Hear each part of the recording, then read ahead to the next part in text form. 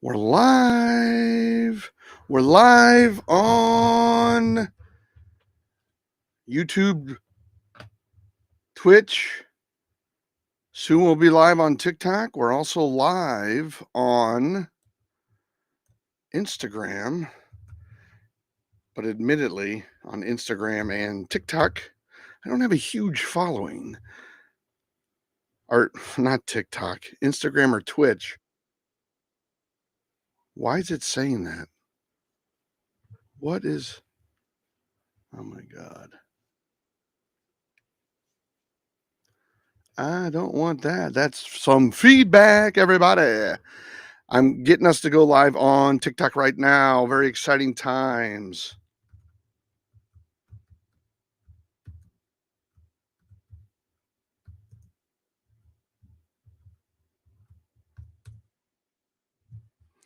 All right, here we go. We're doing it. Who has fantasy questions that I can help with on this very glorious Happy New Year, everybody? Happy New Year. I need to be saying that a lot. I do have some updates, very important information on players that have some incentives to play and play well the next couple, or not the next couple, then this week. Mike Evans has a big bonus coming to him if he can get 85 yards. Geno Smith needs, I think, 180 yards passing. Cortland Sutton needs 100 or 82 yards receiving. Tony Pollard, if he gets 100 yards, he can have he'll have an incentive. Believe it or not, J.K. Dobbins is close to 900 yards, which means he can get in an incentive at 900 yards. Obviously, Saquon Barkley's going for a record. Malik Neighbors could go for a rookie record and pass Puka Nacua. And tight end Ertz and DeAndre Hopkins also have some incentives. Baker Mayfield has a big incentive if he can be in the top 10 in yards passing for a quarterback. So there are incentives. There are players with incentives right now going into week 18. So you might see some of them playing, like J.K. Dobbins. You would think maybe he's not going to play, but he has an incentive to play. Geno Smith, Cortland Sutton. Of course, Denver has to win, so Cortland Sutton's going to play. Mike Evans and the Buccaneers want to win their division, so he will play. Geno Smith is going to play. Well, they're eliminated. Well, he may not play, but he does have a big incentive. Tony Pollard, no incentive there. So let's talk fantasy. It's early on a Happy New Year Wednesday. Happy New Year, everybody. Hope everybody's New Year is starting really well. What fantasy questions can I help with going into week 18? If you're still playing in fantasy, there's a good chance you're in the championship or a consolation bracket, and you want to win those anyway, just for bragging rights, if nothing else. You know, coming in third rather than fourth is a big deal. Coming in, I guess, fifth over sixth is a big deal. So, what kinds of questions do you guys have going into it right now? Like I said, there are incentives. Mike Evans has incentive. Geno Smith, who's eliminated, his Seahawks are eliminated. I lost by 1 in the championship. What should I do to improve next year? Happy New Year. Well, you lost by 1 just because of play, or was there a player that maybe you sat? What you have to do in fantasy, and I think I might be making a video um, in the off season about this, is how do you win at fantasy? Okay. Well, you got to get into the playoffs, and then with the playoffs, you kind of got to get lucky. Now on ESPN, they give you 2 weeks for each playoff round. Um, tell us all incentives. So the way I look at it is Who Day, Cincinnati. Yeah, I had fun at the game 2 weeks ago. So Tyler lost by 1. Was it a decision you made? You held one player out and he got 25 points and you put in a player and he got 14 points or something like that? Some of it is you got to trust the people that got you there. I see a lot of times people making decisions late, like in the playoff rounds, and a certain player gets them there. And then they're like, well, I'm going to pick up this guy because I think he's going to have a really good game. To some regard, that really good player during your regular season probably still going to be a good player in the playoffs. That's part of it. The other thing about it is you have to be looking for, like, every 2 weeks or every 3 weeks. I look at what my defense has been doing and what my kickers have been doing. Okay, so I I look at them all the time. I see a lot of people that just have a kicker and 6 weeks later they have the same kicker and maybe he's not doing so well. And they don't evaluate the kicker or the defense or even sometimes the tight end. We look at the quarterbacks, we look at the wide receivers, we look at the running backs. Always try to be getting the better play in that. The one thing I learned this year was it's not just about matchups. Matchups are very important, but in the case of Indianapolis's defense, which I had in two of my championship games. I had three teams, two of them made the championship game, and the Indianapolis Colts got a -4. So I got to really look for and stick with a good defense throughout. Like if I had Philadelphia, they're a solid defense. That would have been great all season. Had Philadelphia, you didn't have to think much about it. But I was trying to play the matchups towards the end, and I got burnt by it. The Giants did way better than everybody thought. So yeah, Indy's defense was a total disaster. You can't go by matchups that late in the season, and you have to look at teams that have good defenses. Like I keep saying Philadelphia, but they have one of the best defenses in the league. And honestly, Tampa Bay's defense has gotten a lot better over the last 4 weeks than it was 7 weeks ago. So you got to stick with teams that are playing really well. Getting back to, so I would look at trying to get a really solid defense, and every 2 or 3 weeks, looking at your kicker, tight end, and defense. Just because you have Travis Kelce, there might be other tight ends like Chig that might be putting up better numbers, or Brock Bowers or somebody like that. So look at those things early and try to grab someone. Now, Eli, if he's still around, asked about the incentives. J.K. Dobbins has a $300,000 bonus. He is 134 yards away from a $150,000 bonus. It's 700. Well, this was written 2 weeks ago, so he's like 80 yards away. All he needs is 900 yards rushing. He gets a $150,000 bonus. Cortland Sutton, if he reaches 1,065 yards, he gets a $500,000 bonus. DeAndre Hopkins, if he gets 56 receptions, he gets a $250,000 bonus. So there's a lot of bonuses at stake, guys, for a lot of these teams. So, and don't forget to hit that like and subscribe button, especially if you're on YouTube. It doesn't cost you anything. And I go live almost every day. And next week, after all the games are concluded on Sunday, I'll be working a lot. I'll be going live and talking about daily fantasy football. Obviously, we'll have weekend games. So I'll probably be going live Wednesdays and Thursdays talking about coming up for the weekend, daily fantasy. I'll get into a little fantasy basketball. I know that that's not as popular as football, but I will be getting into fantasy basketball and daily fantasy football. Should I even start mixing this week? You know what? Who else do you have, Lucas? Do you have somebody else who can play for Knicks? Do you have a Bucky Irving? Do you have possibly a Charbonnet? I mean, if you have nobody else, you got to go with Mixon, but I wouldn't. If I had somebody else, I wouldn't go. The last week I played, I had Tajay Spears, who got a concussion, but I also had Garendo. I had picked up Bucky Irving, like in different teams.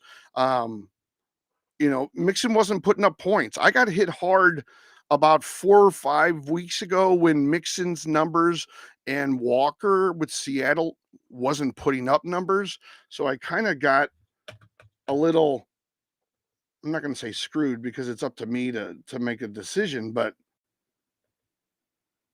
you won the league. Way to go, Aton. Have you noticed the kicking game in the NFL this year? I will start with Jake Moody. Yeah, the kicking game in the NFL this year has been awful. All I got is Warren because Chuba out for the season.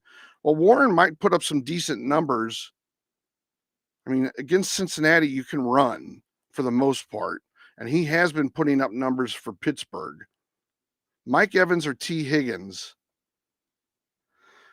Well, Mike Evans has has an incentive, but it's a little bit of a stretch of an incentive, to be honest with you. I'm also starting Charbonnet. Well, I'd start Charbonnet and I would go with Warren. If you can't get anybody else, you can't make any trades right now unless you talk the commissioner into changing that. Let's see. Mike Evans or T. Higgins, I would almost say you got to go with T. Higgins. He's had monster games the last couple. He's put up really good numbers. It's hard for me to say don't start T. Higgins. Plus, he's playing for a contract.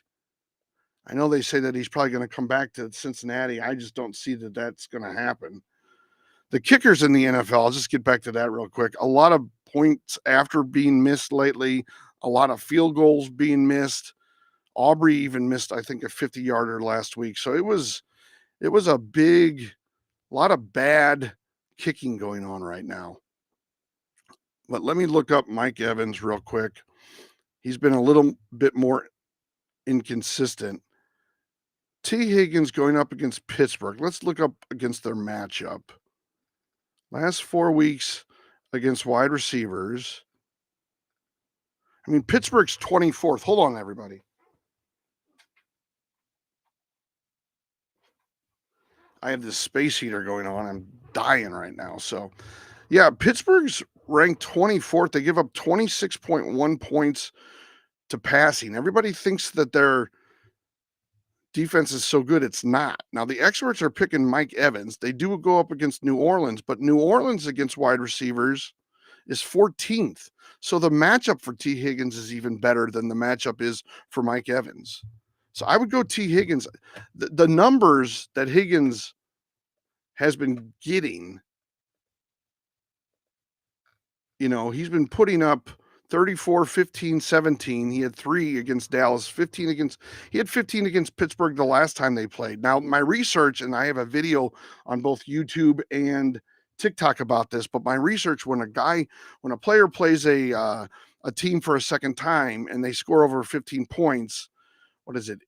80% of the time their number goes down. Now, he did get 15.4, and this is in a half PPR, okay?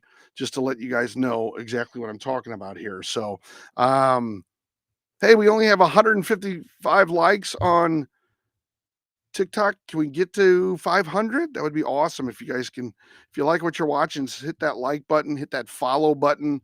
They're both free. I'll be live probably tomorrow. Well, I'll be live tomorrow, probably even Friday to help you guys out. Saturday morning, Sunday morning, that kind of stuff during the games. I like to lately go live during the games. But I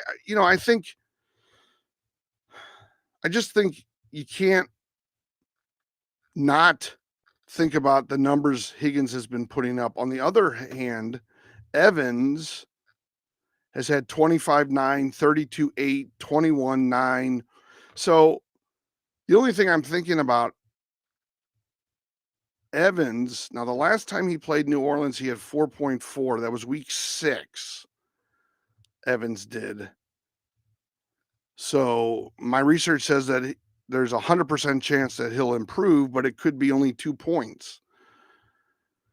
He had a big game against Carolina. You figure he has this incentive. So what's the incentive? He could get some ridiculous millions of dollars if he gets 900 catches or something like that. So, that he's going to want the ball a lot. So that might play into it. It's a riskier pick To me, the safe pick is Higgins. But if you want to go with Evans, because when he scores, he's in the 20s, like when he does really well. And Higgins, you know, he had a big game last week, no doubt about it. He had 3 touchdowns. You're going to have a big game. But before that, 15, 17, 3, 15, 25. So if you want to go with Evans because he has a higher ceiling, he has this incentive, you can do that. If you want to maybe get somebody that's probably just going to, regress to the mean, if you will, to like, 12 to 15 points or 12 to 16 points, you'd go T. Higgins. If you want to gamble a little bit with Mike Evans, and because they're playing New Orleans, I guess, although Pittsburgh is a better matchup for T. Higgins, technically speaking, over the last 4 weeks, people may not be thinking that, but that's exactly the way it is. I would go with Mike Evans. All right, we got a bunch of messages. I'm behind. Mark Andrews or Zach Ertz? Well, Ertz, I don't know that Andrews is going to play. And I don't know that Ertz is going to play. That's the problem right here. Ishan Bomana. I mean, Andrews is like a safe play if I knew he was playing, but there's no reason for Baltimore to play. That they can't move up, they can't move down, with a win or a loss. They're 11-5. Well, let me see. If Pittsburgh, I guess they haven't necessarily won their division, Baltimore. So Pittsburgh needs to win. Baltimore wants to win. Or if Pittsburgh loses, Baltimore wins their division. So let's just say I would pick Andrews in that case because he's probably going to play. Rachaad White or Amir Abdullah. I'd go Amir Abdullah. Rachaad White only had about like 4 points last week, which was low for him. But my only fear is that a trend? Because is Bucky getting the majority of the carries? That's my concern. Let me do a quick reset. Hit that like button if you're on YouTube, if you're on TikTok, any other platforms. I think most people are on either YouTube or TikTok. I'm also on Instagram. I'm also on Twitch. I have very small followings there, if you want to call them followings at all. Also, hit subscribe. It's free on TikTok. Hit follow. It's free on YouTube. Hit follow on TikTok. Is Amir Abdul playing? Gabe's back. He's got 10,000 questions for me, huh? My man Gabe. How's it going, Gabe? Let's see. Let's see. Amir Abdullah. Is Yahoo even going to let me look stuff up now? Because the one thing nice about Yahoo, they finish everything after week 17, where ESPN and some other channels have you play week 18. And I don't think it's very fair, because what happens is you end up having to sort of recruit an entire new team that can play. We are live. Nathaniel's here, everybody. Okay, I'm looking at Amir. Hey, Nathaniel, guess who's on TikTok? Our buddy Gabe. Okay, Amir. Abdullah emerged from Sunday's blah, blah, blah. Amir handled a season-high 23 touches, kind of for 100. Abdullah's status thus warrants monitoring heading into Sundays. Though the Raiders listed Abdullah as questionable to return due to the foot injury at one point later in the quarter, he ultimately never checked back into the contest, while Chris Collier served as the primary back on Las Vegas' last drive. Let's see. You're going to have to monitor like a normal week to see if he's playing. Gabe, what's going on? Andrew says. All right. Or Nathaniel says, I'm all over the place today because he has a foot injury. Yeah, you're going to have to monitor his injury status. Pick 2, Nico Collins, Hill, Judy, Thomas Jr., Myers, Pickens, Smith. Well, okay. I wouldn't pick Smith because I think Jalen Hurts sits out again. Nico Collins has not been putting up numbers. How did Hill do with Huntley last week? I would probably pick Judy and Thomas. Thomas has been putting up really good weeks. They play the Colts. Obviously, you can throw against the Colts. The Giants did last week. Judy had a good game. Myers had a good game, but before that, he had some really bad games. Pickens Pickens puts up numbers, but he's not consistent. Like everybody talks about Pickens because he's the best wide receiver with the Steelers, but he's not. He doesn't put up numbers that make him an elite wide receiver. You know, on some teams he might be a number two. So I would go Jeudy and Thomas Jr. because Jeudy now has a synergy with DTR. At least he's putting up points like he did last week. So that's a benefit. Let me just see who Cleveland plays, though. Because you guys know I don't remember these things. Cleveland plays Baltimore. Can you still pass against Baltimore? Let's see. The Ravens, wow, they're number 3. They've improved against the pass. So that might affect whether or not you put Jeudy in there. Thomas Jr. goes up against the Colts. You can pass, obviously, against the Colts. Let's see, Myers. Of course, I can't find anything. The Raiders play the Chargers. The Chargers have gotten a little bit better against the pass, but they're not great. You could put Myers in based on matchups over Jeudy because Jeudy has a tougher matchup now. Baltimore's doing much better against the pass than they were. And Cincinnati, the Bengals versus the pass are actually number 9. They've gotten better. So I would go Thomas and Myers based on matchup. If you want to go with Jeudy because he was putting up points, then DTR became the quarterback, and then he had 1 week where he didn't, and last week he did. You can do that. Let's see. Did Hill? You've just given me a lot of names. John is Tan. Let's see. Tyreek. I think he had a decent game, right? Or am I? Yeah, he had 15 points. Let's just see. And Tyreek goes up against the Jets. Yeah, I would probably go Tyreek and Thomas Jr. If you're worried about Tyreek or Thomas Jr., Thomas Jr. has a good matchup. The Jets against the pass are 28th. So, yeah, I would go Tyreek Hill and Thomas Jr. out of that. I would say Jeudy and Myers could be your backup plans, Jonistan. Sorry, guys. I took a lot of time on that. Is that a Guardian shirt? No, it's a Cardinals shirt. Jeez. You know I'm in St. Louis. Okay, let's see. Pickens or Terry at wide receiver 2. Rashad White or Amir Abdul. Okay. Sup, Eli? Hits! Bombs is here. I have to play week 18. Who should I pick up at quarterback? May, Wilson, Penix, Smith. Well, let's see. May. You don't have any other quarterbacks? Because, Mayfield's going to play. There's a bunch of incentives going around, but Wilson, Penix hasn't been doing that great. Geno Smith. The thing that worries me about Geno Smith is now Geno Smith has an incentive that if he gets 186 yards passing, he'll get $2 million bonus. And 186 against the Rams, probably not that tough. Let me just make sure. How are the Rams against wide receivers? Or how are the Rams defense against quarterbacks? They're 24th. So they're not great. The experts pick Russell Wilson, but Cincinnati against quarterbacks, let's just look that up. Cincinnati is 17th. Penix doesn't put up a lot of points. He had 12. He plays Carolina. Carolina against quarterbacks is 30th. They're bad. He could have a good game, Penix.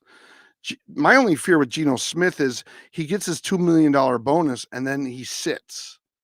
That's my only worry. And if you look at Geno's points, these are half PPR. 8, 23, 5, 13, 12, 13, 16. He just has not been playing good over the last 7 weeks. Just not good at all. He's had one game over 19 points. What's up, everybody? Gabe, I would pick Bryce Young over Michael Penix. Now, Penix could have a good game. All right. He could, because he has a pretty good contest against Carolina. But his last two games against the Giants, 7.5. Okay. That's not so great. Washington, 12.2. Maybe he gets to 16 against, Carolina. 17, something like that. Like I do see where he can improve.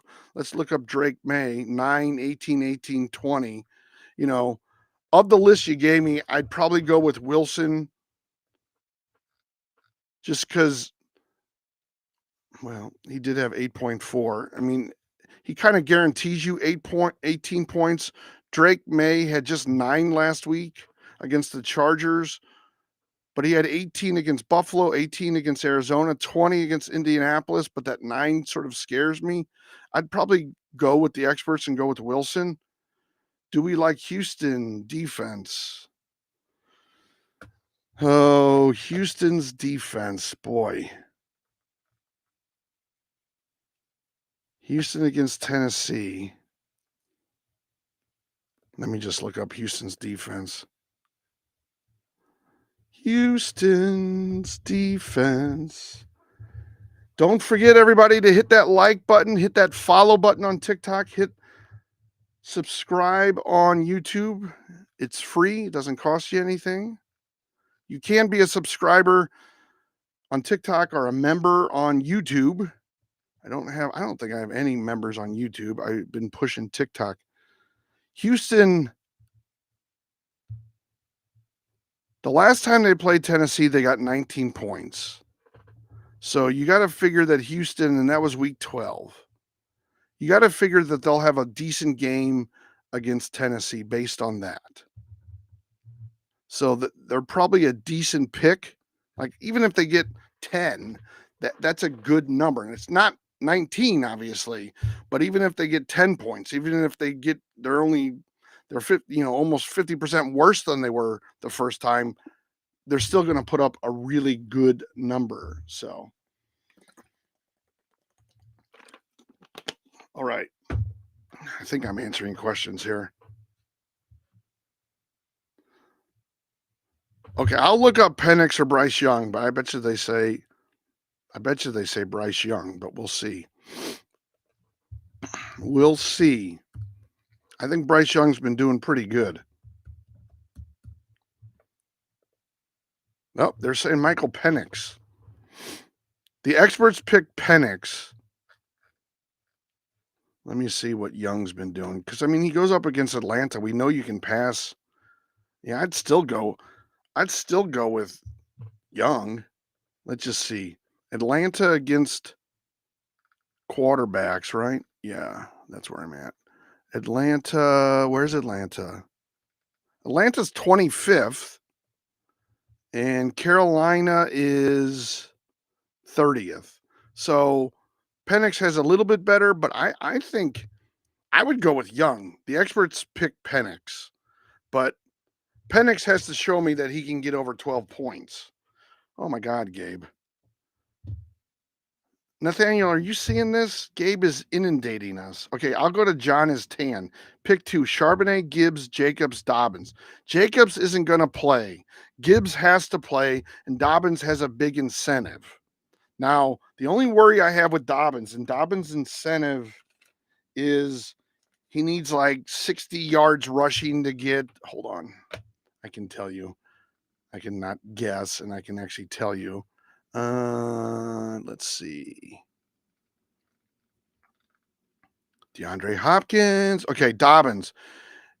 If he gets, well, this thing was written 2 weeks ago, so the numbers are off, but he gets an extra $150,000 if he gets to 900 yards rushing, and he's like 60 yards away. So, but my only fear is he's probably not going to get another 150 yards. Like he needs an over and above that to get another $150,000. He needs another 150 yards, which I don't think he's going to get 216 yards or whatever he needs. So once he gets his 60 yards, he might be out of the game. All right. So that's what worries me. J.K. Dobbins or James Conner? Well, like I said, the thing with Dobbins is the Chargers don't need to play anybody because they've made the playoffs, right? Now I'm getting all confused. Yeah, they made the playoffs. They're going to be in the playoffs. It's now between Denver, Miami, and Cincinnati for that last spot. And Cincinnati's sort of on the outside looking in because Miami just has to win and hope that Denver loses, and Cincinnati has to hope that Denver and Miami lose. Who was your first real fan, the real sideline fan? Go Browns. Well, I was the real fan. I was the first fan, but my first fan, my mega fan on YouTube was my friend Nathaniel, who is a huge Yankees and Philadelphia Eagles fan, which I still don't. I know it's on his mom's side. He's a Philly fan, but my only fear is they take Dobbins out of the game once he gets 60 yards. San Francisco and the Raiders against the run. Let's look that up real quick. Raiders are 16th. San Francisco has dropped way back, huh? They're 22nd. So Connor even has a better matchup. I'd probably go with Connor because my fear is Dobbins gets his 60 yards and he's taken out of the game. Don't forget to hit that like button. Don't forget to hit that follow button on TikTok. Let me get to more questions. Pickens or Terry? I'd probably go Pickens because Terry probably isn't going to play, Gabe. I don't think Washington's going to have anybody playing. They don't need to. They made the playoffs. They're 11-5. Yeah, they can't catch Philly. Clinched wild card. Yeah. Yeah, I don't think Washington's going to play anybody. Bro, sideline fans answers your team every day. Is Wright still around? I don't know if he is or not. J.K. Dobbins. Oh, I already answered that. Terry Pickens. Why won't Jacobs play? Well, because Green Bay has secured a spot. They've secured the wild card, and they have no reason to play. They're not going to win their division because that's between Detroit and the Vikings. That's the big game Sunday night. Like Sunday night's game is going to be the game to watch. And unfortunately, I'm going to Indianapolis this weekend to see the lowly Jacksonville Jags take on Indianapolis. And that game's at 12. I might be back by then. It's about 3 hours and 45 minutes from Indy back to my house in St. Louis. So if the game gets over at 3, or if it's a blowout, we leave just a little bit earlier, we could probably make it back, right around kickoff, maybe at 10 minutes late. But I really want to watch that game. I mean, that's like a minor championship. That's bigger than some of these college. Well, outside of the college playoffs, it's a much bigger game. Like to me, I would say the college, for the championship is a big game. And then after that, I would say this game is the next biggest football game we're going to see before like the conference championships. I mean, this is huge. This is to win the division and to get first place in the conference. All right, we got a bunch of new questions. Chargers dad, if Steelers lose on Saturday, Chargers will play for the 5 seed.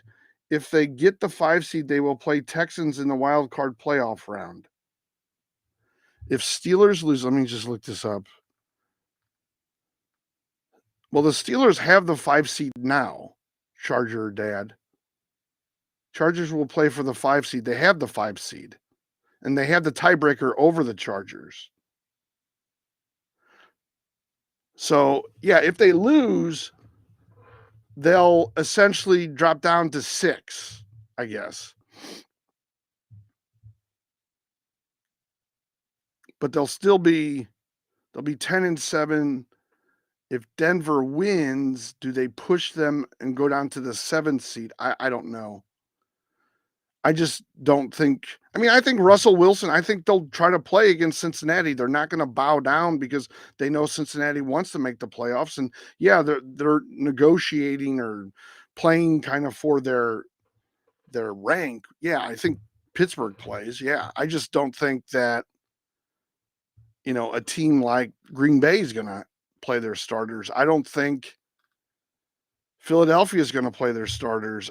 I don't think Washington's going to play their starters. They can't move up.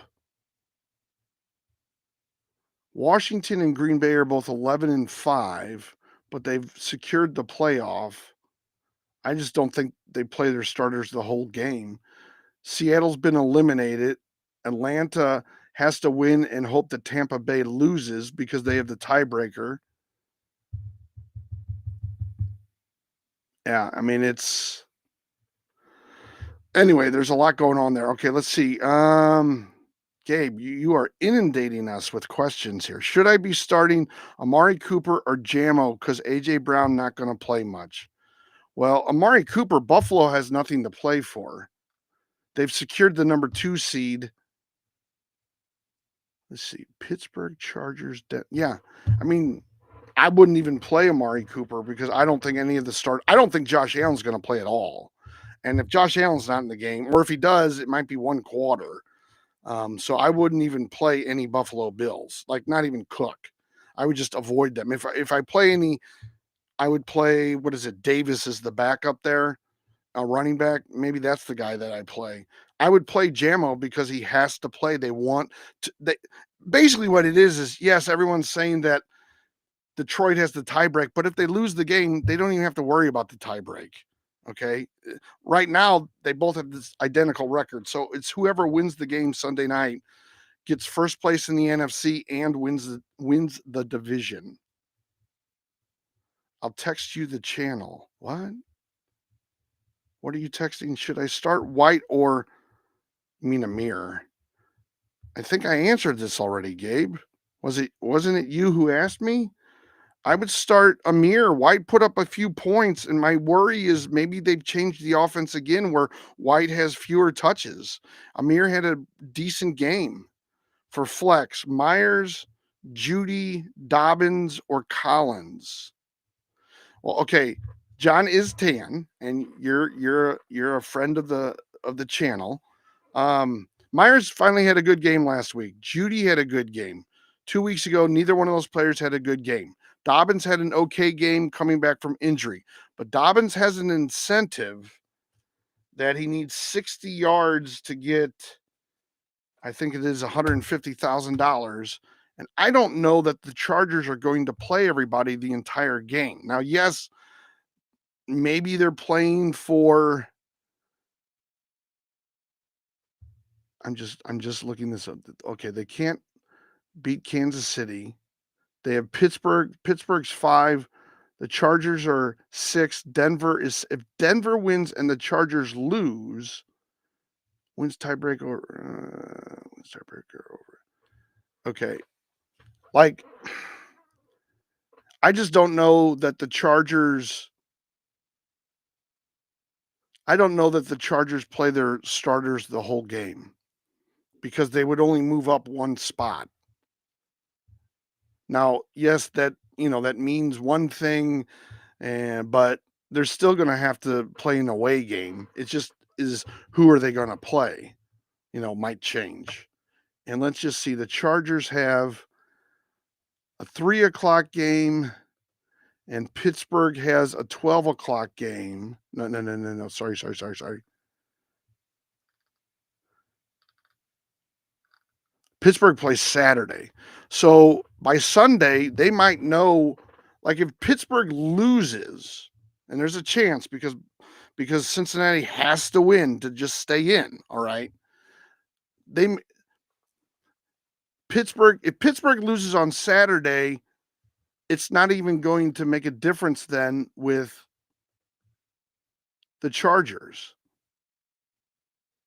Well, I guess it would be 10-7, then the Chargers have to win, but the Chargers could still lose and be 10-7. But then Denver has to win to stay in. I don't know. Some of it might be clear as of Sunday. Anyway, Najee or White. I thought I said don't do White. Gabe. Has Najee been putting up any points? I mean, Najee might be your safe choice because he gets like 8 points, and White only got 4. But you might want to go with White because he has a higher ceiling. Najee doesn't really score in the teens very much. All right, don't forget everybody to hit that like button. You can only hit it once on YouTube. I'm on YouTube. I'm on Instagram. I'm on TikTok, and I'm on Twitch. My main fans really come from YouTube and TikTok. If you're on TikTok, please keep hitting that like button. We're at 2,400 likes. Can we get to 25? Then I'll probably say, let's get to 3,000. Don't forget to hit that follow button. I'll be live every day this week, heading in through Sunday. I'll probably be live in the mornings and during some of the games. I've learned to really enjoy doing a live stream during that. Yeah, White got 4. White, I'm worried about White getting another 4 for you, you know? So Najee might be a safe choice because he gets 8 a lot. But if you want to play White to get extra points, because he also can get 13, you can do that. Don't forget to hit that follow button on TikTok, subscribe button on YouTube. They're both free. You can become a member on YouTube, a subscriber on TikTok. It costs $2.99 a month. I'm going to be making some changes on that next week. Next week, when the season's over, I'm still going to be going live almost every day. And here's what I'm going to be doing. I'm going to be talking about daily fantasy football. I'll probably be doing shows Wednesday, Thursday, maybe Saturday, talking about the upcoming games and who to pick up. Daily fantasy football. So it's like FanDuel, DraftKings, Yahoo has a version of it. I'll be talking about that because I know some of you guys still do that. And then my friend Nathaniel, who's my moderator on here, will be doing a basketball show, fantasy basketball. So I know a lot of you will not be watching that. There's not as many people that do fantasy basketball, but we will be here for that. I'm thinking that we go maybe Monday and or Tuesday on the daily basketball show. Najee playing Bengals. Why do you keep telling me about the Bengals? Yeah. Okay. So Najee probably gets 8 to 10 points.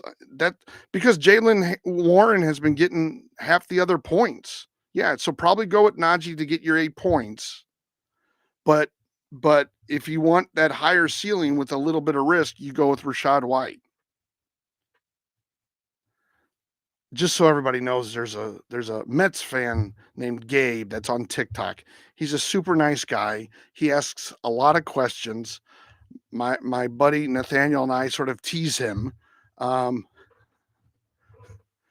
So we tease him because he asks so many questions, and apparently his mom or something won't let him, you know, donate any money or gift anything, but he'll ask 30 questions.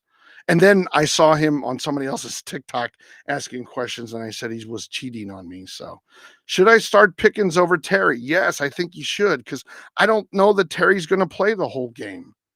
Like, that's my concern. Terry, they made the wild card spot. They're 11-5.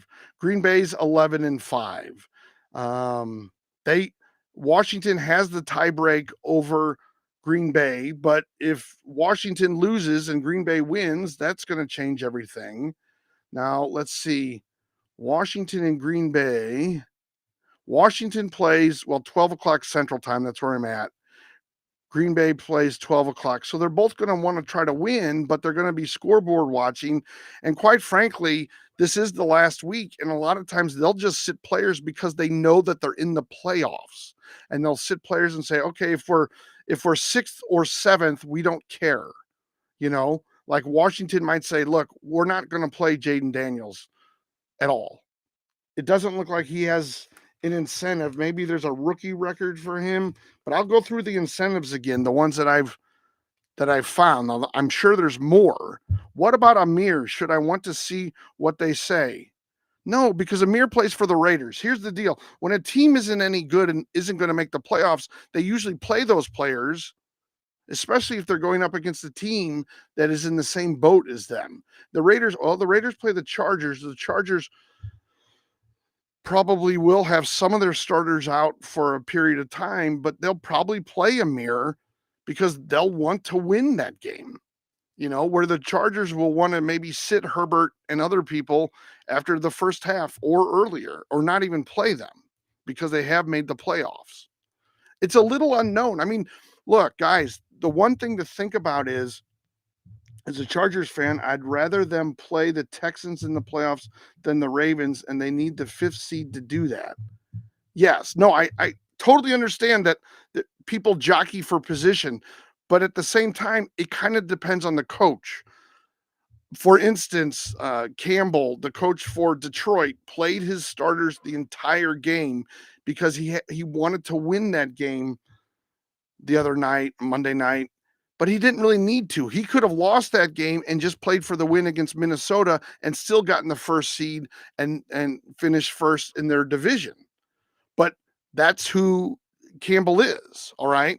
Now, other coaches might not play players. Other coaches might play players in the first half. Other coaches might look at it like, I'd rather play the Ravens. Not that I think many coaches would say that, but like maybe they know that it doesn't matter. Or in the case of the Ravens, in the case of the Chargers, they may know their fate a little bit because the Ravens or Pittsburgh. Hold on one second. Pittsburgh's number 5 right now. The Chargers are number 6. They're both 10-6. If Pittsburgh loses, the Chargers could theoretically lose, but if they win, they might play their starters the whole game. But going into the playoffs, I don't know that a lot of teams are going to be like that. Yes, Gabe, you should start Amir over White. Chargers or Vikings defense? Well, Detroit's going to put up their numbers.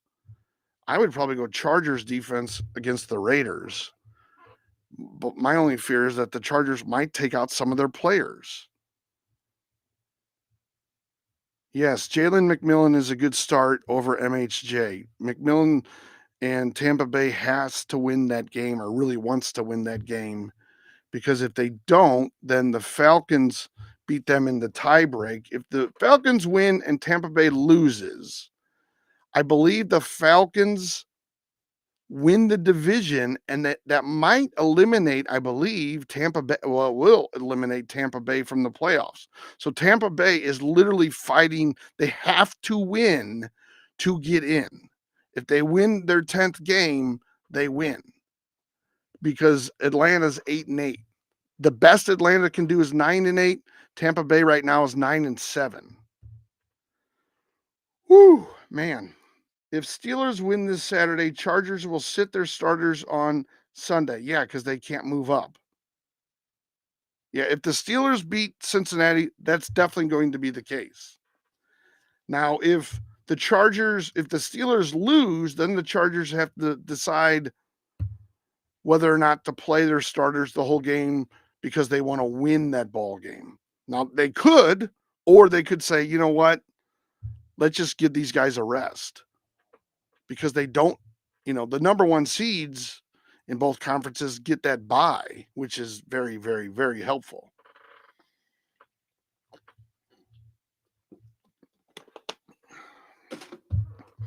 So I just think that it could be,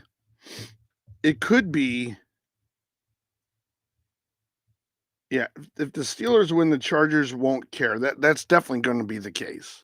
I just don't think the Chargers are going to beat Cincinnati. I don't think the Chargers have been playing well. I don't think their defense is anywhere near what it used to be. Chargers have a good second string defense because they played a lot this season due to injuries. Their defense is a good play against the Faders.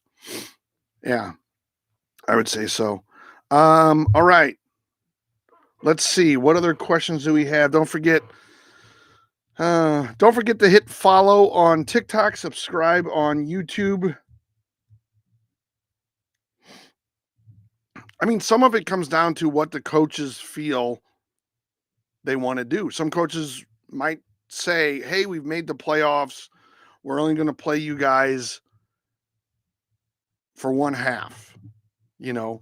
Now, what was interesting to me is on Monday night, everybody was talking about Detroit not playing people. When are they going to take people out? And Gabe, I'll get to you in just 1 second, I promise. Jerome Ford or Antonio Gibson? Let's just look that up.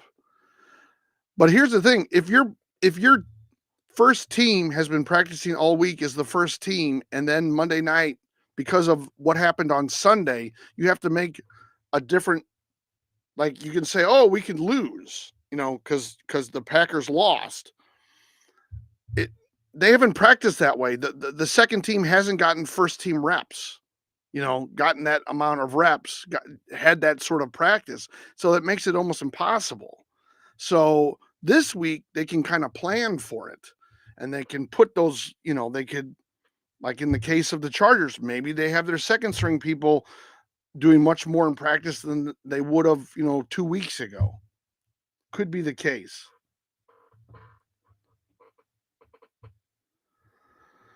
Yeah, maybe the Harbaughs want to play each other. I don't know. I mean, I know that the Harbaughs, everybody likes them. Everybody likes Jim a lot, even though I believe that Michigan cheated, but whatever. It is what it is. I'm not going to go into that, but Antonio Gibson. See, like for instance, Jaylen Warren might not be a good play. Might not be a bad play because,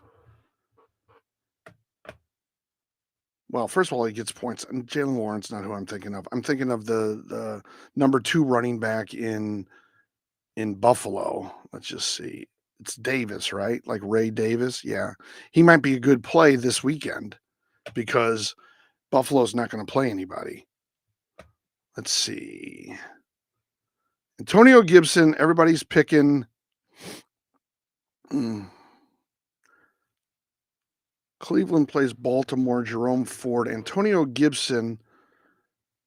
All the experts pick, and my guess is, Gabe, they're picking Antonio Gibson because Buffalo's probably going to sit a lot of their starters, where Baltimore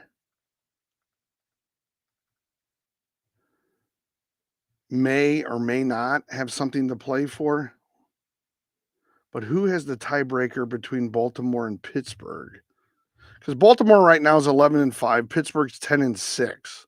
If Baltimore loses and Pittsburgh wins, I'm not sure who has the tiebreak. So they might be playing,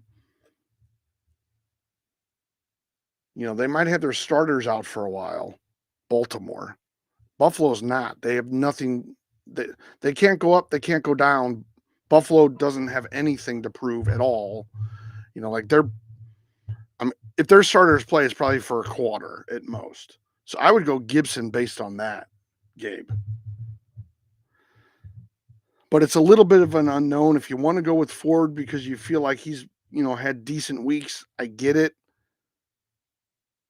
Antonio Gibson has not put up a lot of numbers but against Buffalo's second team, he might.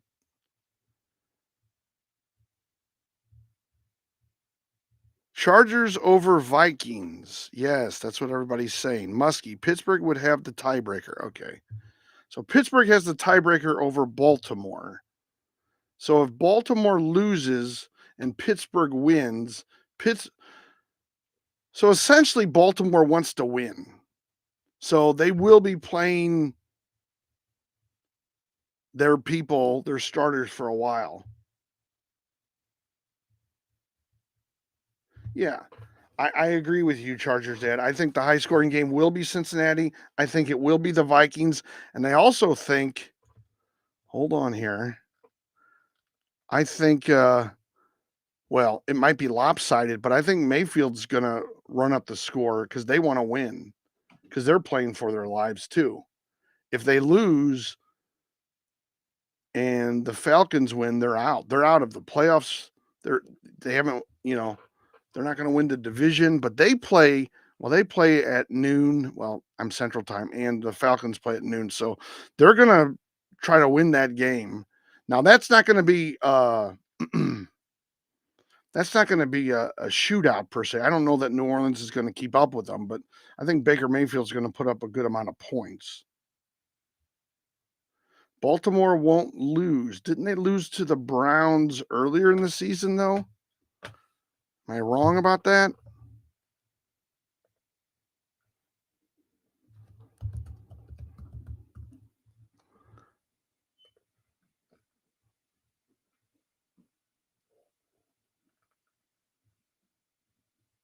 Yeah, they beat Baltimore 29-24, but that was with Jameis Winston.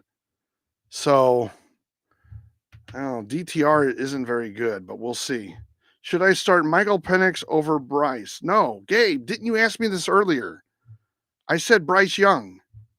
I would go with Bryce Young. He puts up more points, and Penix, to me, his best week has been 12 points. If you want to go with Penix to roll the dice and see that he might have a higher ceiling, which he hasn't proven that he can score 20 points or more. Bryce has, but Bryce has been, sort of 14, 15, 16, 17 points there. Not average, not great. So my guess is I would play it safe and start Bryce, but if you want to take a risk, go with Penix. Anyway, we got a lot going on here. I appreciate all the information, Charger Dad 210 on YouTube. It's awesome when I have that. Gabe, I hope I explained myself. I think you're right, Charger Dad, too, about the high scoring games. I think they're mostly going to be the ones you're talking about. That Vikings game is going to be nuts because both quarterbacks are good. They both can put up points, both teams, that is. And Cincinnati is going to, Joe Burrow's going to be throwing the ball. He's got two great receivers that he can throw to, a pretty decent tight end. I'm assuming Chase Brown's going to play, that he's not going to be injured. It'll be a great matchup. Sam Darnold is the play. He is an underdog MVP candidate. Yeah, he probably is. I think it goes to Josh Allen or Lamar Jackson. Probably Josh Allen, just because they've secured the number 2 seed. I mean, if the Ravens drop from winning the division to just a wild card team, that hurts Lamar Jackson's chances. Sam Darnold pretty much has to win against Detroit for a chance to be the MVP, is my guess. He has to win the division. And it almost always goes to a quarterback. So, yeah, Sam Darnold is probably an underrated candidate. Goff might be a little underrated. We don't talk about him as much, but he's put up really good games. We've been talking a lot about, or nationally, they've been talking a lot about Josh Allen. I'm guessing he's going to win that. But,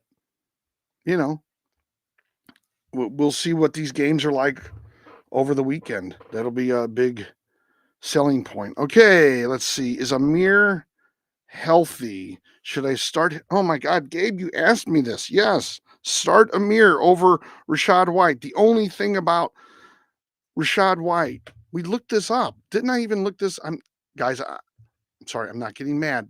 I believe I went through these though. He's questionable, Amir.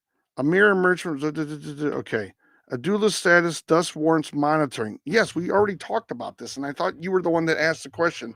You'll just have to check today's injury report, tomorrow's injury report, and they play Sunday, so he'll practice on Friday as well. Now, the guys that play on Saturday, their last game or their last practice will be Thursday of this week. Yeah, Sam Darnold's been putting up really good points, though, Charger Dad. You're 100% right about that. Be nice. Be nice, Nathaniel. Be nice. All right, who has other questions? We have just a few people on TikTok, a few people on YouTube, and we have Gabe repeating his questions to us all. So I'm sure a lot of people are tired and still sleeping from New Year's Eve. So we'll see how that goes. And maybe people are talking fantasy and they're on other channels. Be nice, Nathaniel. I'm just glad Patrick Mahomes isn't a part of that MVP talk. Yeah, his numbers are not any good. I mean, he's still a very good quarterback. He doesn't put up gigantic numbers, but his numbers aren't terrible. He's not in the talk because his numbers aren't crazy huge like everybody else's. But look, they only have one loss. I mean, say what you want about anything about the Chiefs. They only have one loss. Like, it's the NFL. It's any given Sunday you can get beat, you know. We were just talking about how the Browns did beat Baltimore earlier in the season. Anybody could beat anybody any week. So, I mean, look at what happened to the Colts against the Giants, 2-10 or whatever they were. I guess they had more losses. Should I start Najee? Will Allen play? Zed, you mean Josh Allen? I don't think Josh Allen plays at all. You'll have to like read the reports. Let me just see what they're saying. I don't think Josh Allen plays at all. They're number 2 in their conference. They can't move up, they can't move down, they can't lose. Okay. It's saying Bills coach Sean McDermott said Josh Allen will start against the Patriots, but will be taken out quickly.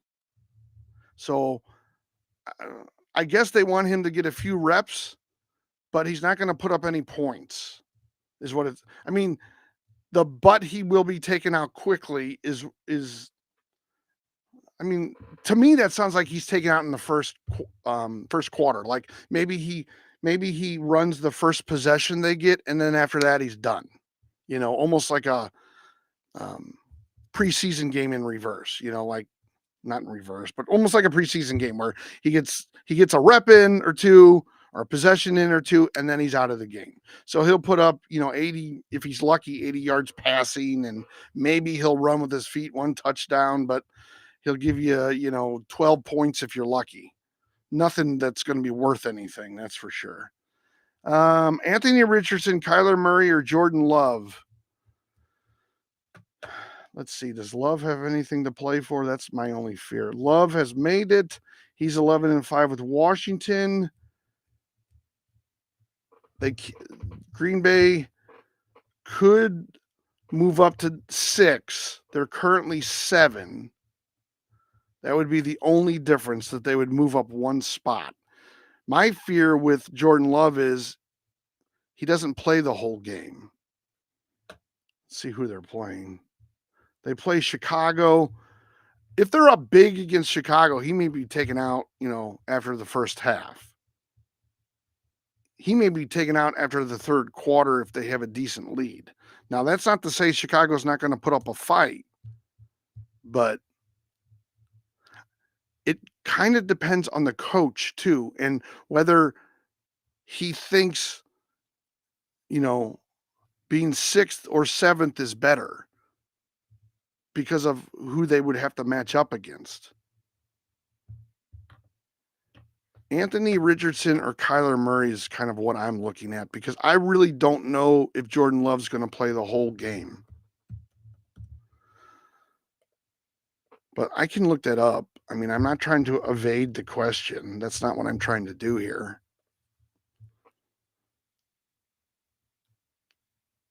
See, the experts are picking Kyler Murray. 18, 21, 10, 20. He's had decent numbers 3 of the last 4 weeks. Richardson, 21, 15, 23, 13. He's had decent numbers 2 of the last 4 weeks. Wait, why is his Giants information not up there? Oh, he didn't play. That's right. Well, is he even playing? I guess Richardson's healthy, right? No. Yeah, he's healthy. Okay. San Francisco versus Jacksonville versus quarterbacks. So the 49ers are 3rd toughest, and Jacksonville is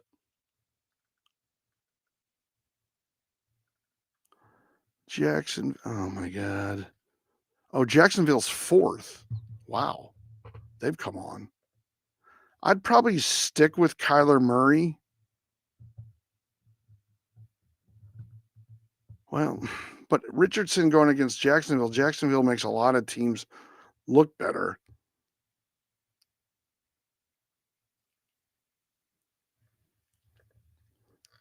Murray against San Francisco. Well, when did they play him last? He had 25 points, but my research shows that 80% of the time that number is going to go down. But even if it goes to 20, I would take Kyler Murray over Anthony Richardson. So I'd probably go Murray in any case. Jacksonville. He didn't play. So Richardson didn't play Jacksonville. I mean, Jacksonville isn't as bad against quarterbacks as we had thought. Miami had to win also to get to the playoffs, and I believe all they need to do is beat the Jets. They could have some sneaky players. Yeah, well, the thing about Miami is, and correct me if I'm wrong, they have to win and Denver has to lose because they're currently 8th. So Miami has to win and Denver has to lose, is what it looks like, for them to get in. So they're relying on the fact that Denver isn't going to be able to win against the Chiefs. The Chiefs aren't going to play anybody. So Denver could win that game, but it is a interdivisional, so they'll probably want to put up a good number. All right, if you're on TikTok, share the live. We only have a few people on. Yeah, Miami could have some sneaky players. Let's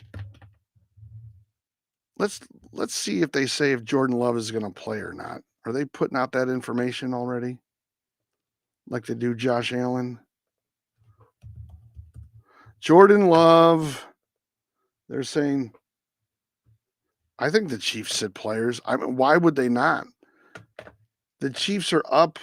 No one can touch them. No one can knock them off their perch. They're up by 2 games, 1 game left. I wouldn't play anybody. I wouldn't want, and they get a bye. Maybe because of the bye, they play like what they're talking about with Josh Allen. They take people out quickly. Maybe they have people play for like 1 or 2 possessions, on offense at least, and then take them out of the game. They definitely don't want anybody else injured. They could theoretically be out completely, but they do have that bye, so they'll want to keep.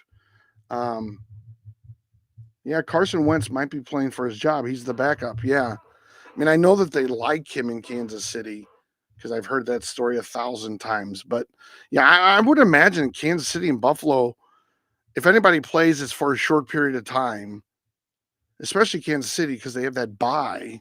They'll probably want players to get some reps. Philadelphia can't change their situation.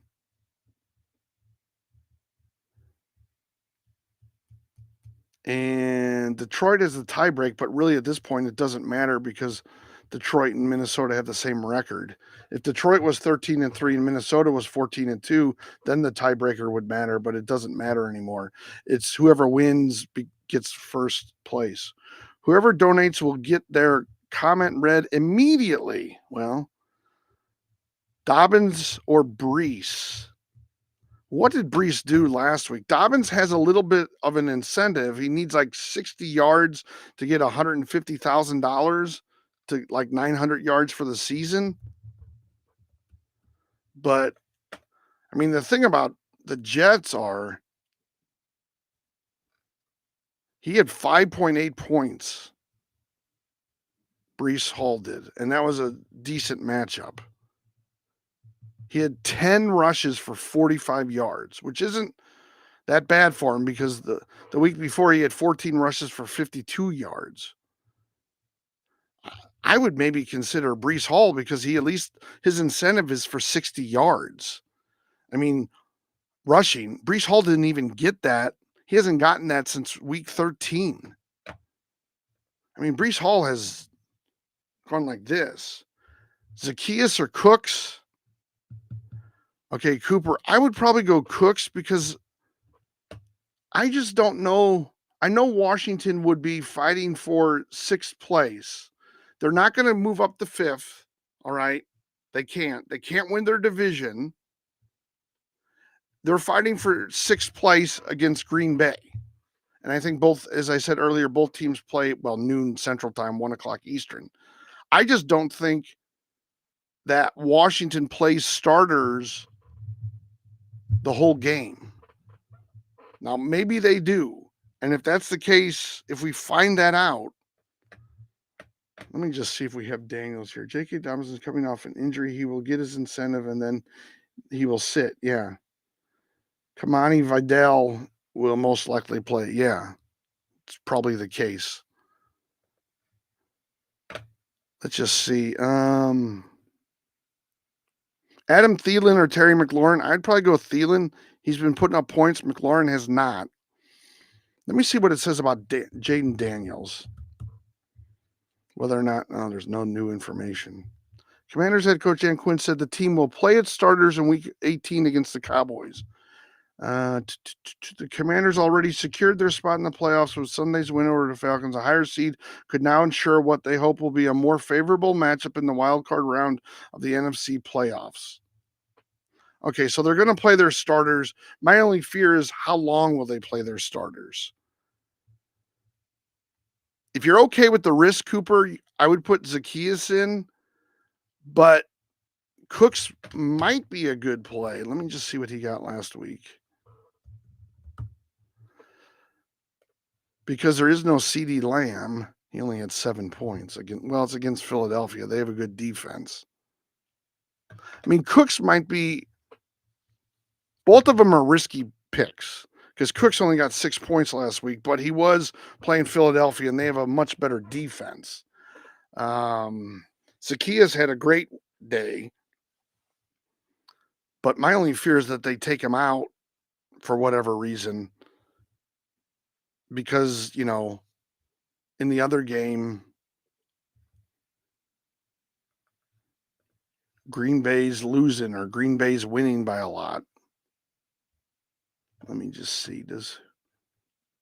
They have the tie break over Green Bay, though, so they would have to win if Green Bay's winning. But if Green Bay, God forbid, is losing against Chicago, the Bears by a lot, maybe they don't play. Like, there's that, how are the other games going? Does Caleb Williams come to play or do the Bears not care? Does Keenan Allen have a big day or Swift have a big day or not?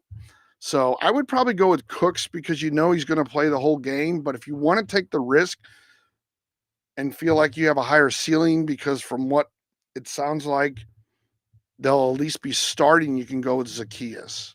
But Cooks, to me, probably plays the whole game. Hopefully we'll get more than 6 or 7 points like he did against our last week, let's say. But Zaccheaus might be taken out earlier, and that's my worry with him. Yeah, it's really hard to pick any of the games on week 18 because it just depends. Like I said, if Chicago's drubbing Green Bay, maybe Washington pulls all their starters.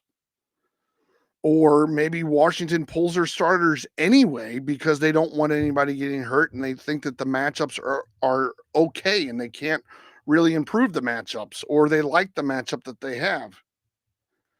Oh, it's 58 yards for 150. Okay, good. London, Moore, or McMillan? I'd go McMillan. DJ Moore's kind of been all over the place. London, he did get 14, I think, last week, but McMillan has been very steady over the last 4 weeks. Chargers players might play whole game to win if Steelers lose to Bengals, so they play Texans. That could be the case, yes. And over, I think on YouTube, Charger Dad has been kind of saying the same thing, that he would rather play the Texans. So that could be the case. Again, some of it comes down to like the coach. I've seen in years past where a coach is like, you know what? I don't want anybody getting injured for the playoffs. And so I just pulled everybody at halftime because we practiced it. We practiced it that way. That was the one thing on Monday night that was sort of a challenge to explain is Detroit Okay, two things with Detroit playing Monday night. Yes, they could lose, they could win. It didn't matter Monday night. But how did their players practice during the week? Did the number 2 guys get enough reps to play and start that game? Number 1, that's one big question. And number 2, it's there's something in the psychology of, "Oh, I'm gonna play all the second stringers, but next week you gotta come out and play really hard." And that was something actually Shannon Sharpe had said, and I tend to agree with him on that. Like, you usually don't hear that. Now, you could say, "Oh, well, it's no different than sitting people in week 18 and then having a playoff game the next week." Well, but you know that going in. You'd plan for that. You knew that it's a playoff game. You got to get up for that playoff game. Now, this is a big game. That Sunday night game is going to be huge. I mean, it's going to be huge. I'm looking forward to it. I might not even see it because I'll be coming back from a game in Indianapolis at that time. McLaurin, Connor, or Kamara? Well, is Kamara playing? Because they've been putting Miller in, and he's not doing anything. Kamara's still questionable. Kamara wants to play Sunday versus Tampa Bay, but that decision will be left up to the Saints medical staff. Kenry Miller currently is the concussion protocol, so Clyde Edwards-Helaire, Jamal Williams, and Jordan Mims could form the Saints backfield. He didn't practice all last week. It's not for certain that Kamara plays. All right. So I would probably go with Connor because McLaurin has not been putting up any points. He's just not been doing very well. The last 2 weeks, I think he's got a total of 4 total points. McMillan or Thielen? That's a great question. Carolina plays the Falcons. The Falcons against the pass or against wide receivers over the last 4 weeks they were better. They dropped back to 22nd. If Steelers lose and Chargers win, I will be buying my tickets for that Houston game for sure. Yeah, I can imagine. Seems like all Charger fans were getting that from TikTok want to play Houston. All right, so the Falcons aren't very good. And Tampa Bay plays the Saints. The Saints are 14th, so it's a little bit better matchup for McMillan. And for that, I would probably go with Thielen. You know, Thielen's been doing pretty good, though. 2 weeks ago, he had a bad game, but let me just see what the experts say here. They're going to Adam. Well, it's a 50-50 toss-up, but they're leaning towards Thielen.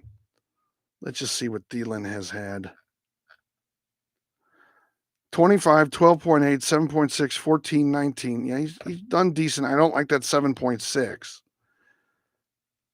McMillan has had 20, 14, 16, 19. So not as long of good numbers. So I'd probably go Thielen. But if you want to look at it this way, Thielen got 25 last week. Yeah, I would go Thielen. I think it's a little bit better matchup. But if you wanted to play McMillan just because, you know, they have a chance, they have to win to get into the playoffs, you could go with that.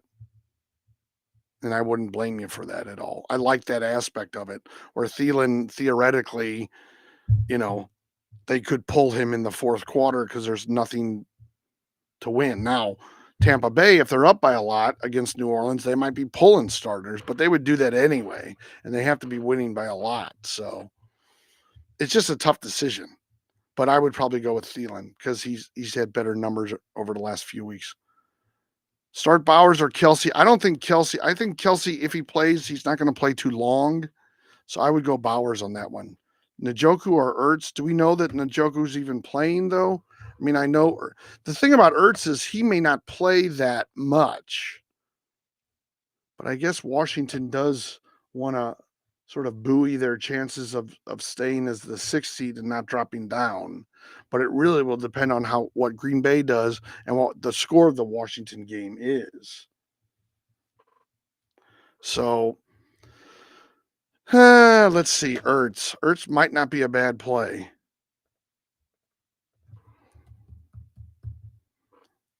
But I could see where at some point they just pull him.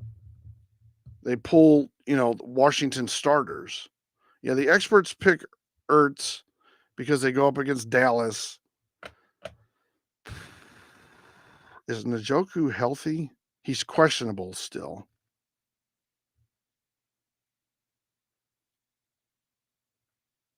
Yeah, it looks like Njoku probably won't even play. So the question's the possibility is gonna be out of your hands. It looks like you're gonna have to either play Ertz or pick somebody up. And Ertz isn't a bad play. Though my guess is he will play, but he might not play the entire game. That would be my guess. If they're up big, if Green Bay is losing, or the coach might just pull them just because. Like I've seen that. I've seen coaches just go, "Hey, we've already made the playoffs. Maybe there was a close call with one of their players, and the coach is like, you know what? Forget this. I'm just going to pull all my starters because I need them more in the playoffs than I do right now." So that stuff does happen. All right. Will you be going to any playoff games? I don't know. Probably not.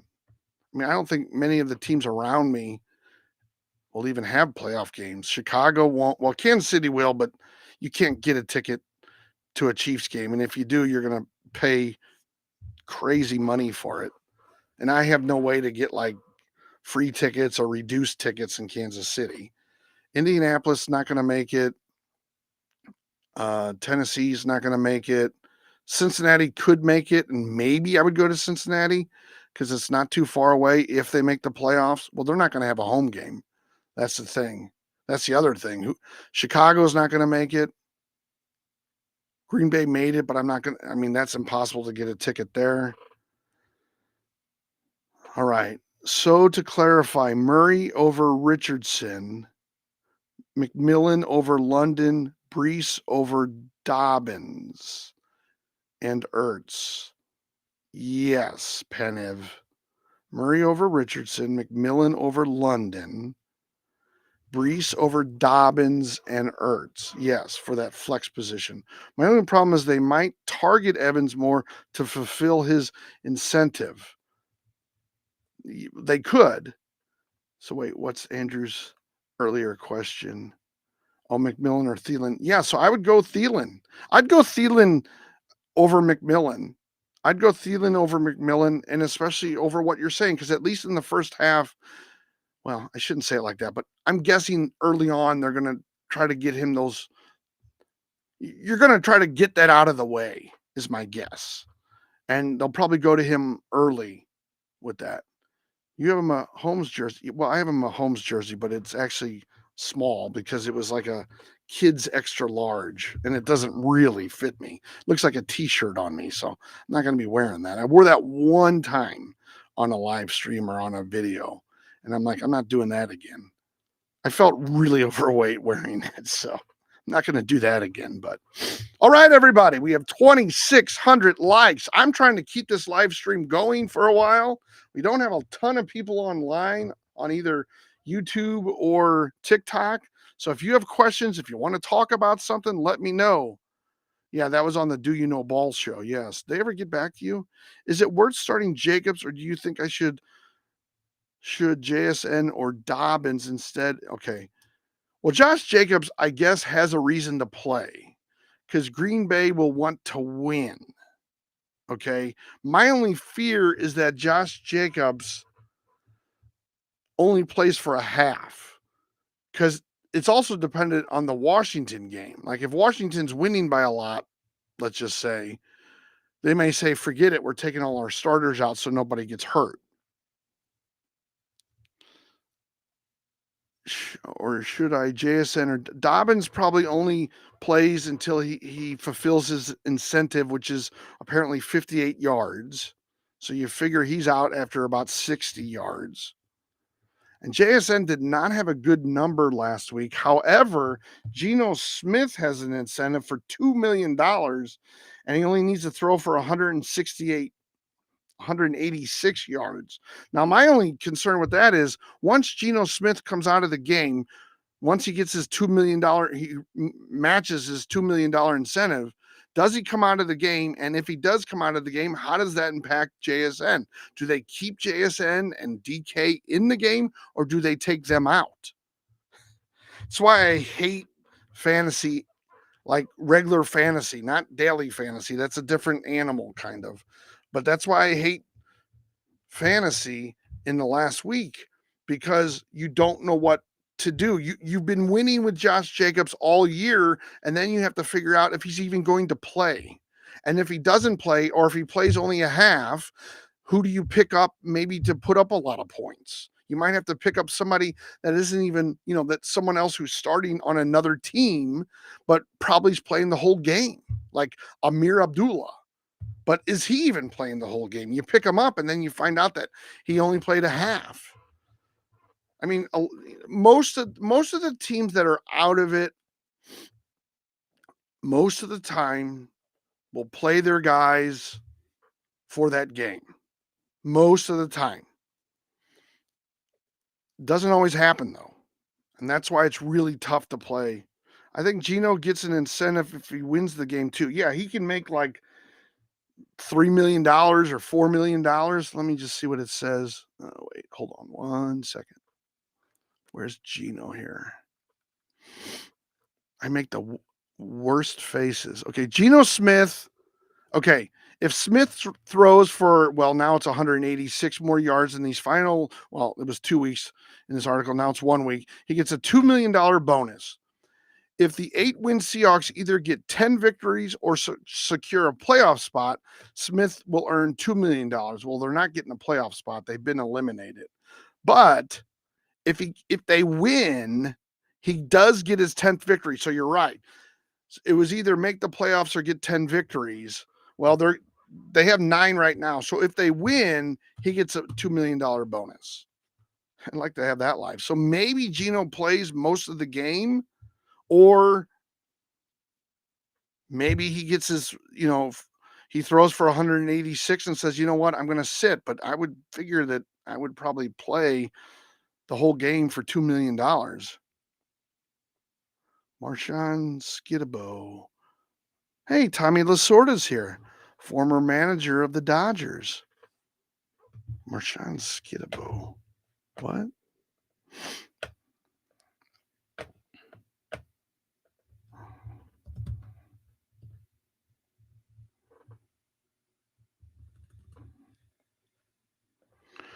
All right. Don't forget to hit that subscribe button on YouTube or the follow button on TikTok. I will be live next week. We'll talk a little fantasy basketball on either Monday and or Tuesday night. We'll talk daily fantasy football on probably Wednesday and Thursday, and maybe before the games on Saturday and Sunday. I'll be getting into that during the playoffs, the daily fantasy. I've been doing a lot of that recently, just on a personal level, doing pretty good. But I don't spend a lot of money on it. I'm not really like a gambler. I will do daily fantasy. I'm not doing prop bets and any of that, because you got to just think a certain way. I like the daily fantasy because it's similar to fantasy. I don't necessarily like over and unders and, who's going to win and prop bets and all that kind of stuff. So, all right. Should I start Charbonnet then over Jacobs to mitigate the risk? Yeah, you probably should. But I guess, Andrew, don't get mad at me if Jacobs stays in the whole game. What I would do is I would plan to start Charbonnet or play Charbonnet the whole game, plan to start him. But with Jacobs, I would monitor that little notepad next to his name to see if he's going to play or if they're going to take him out or any of that kind of information. So don't forget to follow me, guys, on TikTok or subscribe on YouTube. Don't forget to hit that like button on both channels. We're at 2,900 likes on TikTok. As Nathaniel know, I'm going to say, let's try to get to 3,000. Should I start DJ Moore or J.K. Dobbins as my flex? All right. We've been kind of talking about this. J.K. Dobbins has an incentive that he makes, what is it, $150,000 or something like that, if he gets 58 more rushing yards. Then to get his next incentive, he'd need another 150 yards. I don't think he's going to go over 200 yards. Okay. So he'll probably get 58 yards and he'll probably be taken out of the game, or he'll take himself out of the game. DJ Moore, on the other hand, I don't know if he has any incentives. Let me just double check. So my guess is he probably plays most of the game, if not all of it. So I would strongly consider DJ Moore because Dobbins might get like 4 or 5 points and out. Now, DJ Moore, for a while there, had been doing very well points wise, but I think it was like last week. Yeah, he got 9, 10. Yeah, at least he can get you 9, 10 points. So I would go DJ Moore. I think J.K. Dobbins goes in for a few plays and jumps out. Sounds good. I think I might start Charbonnet in my running back 2 and Jacobs in my flex since he's consistent. Yeah, but remember, Jacobs could be out earlier, you know.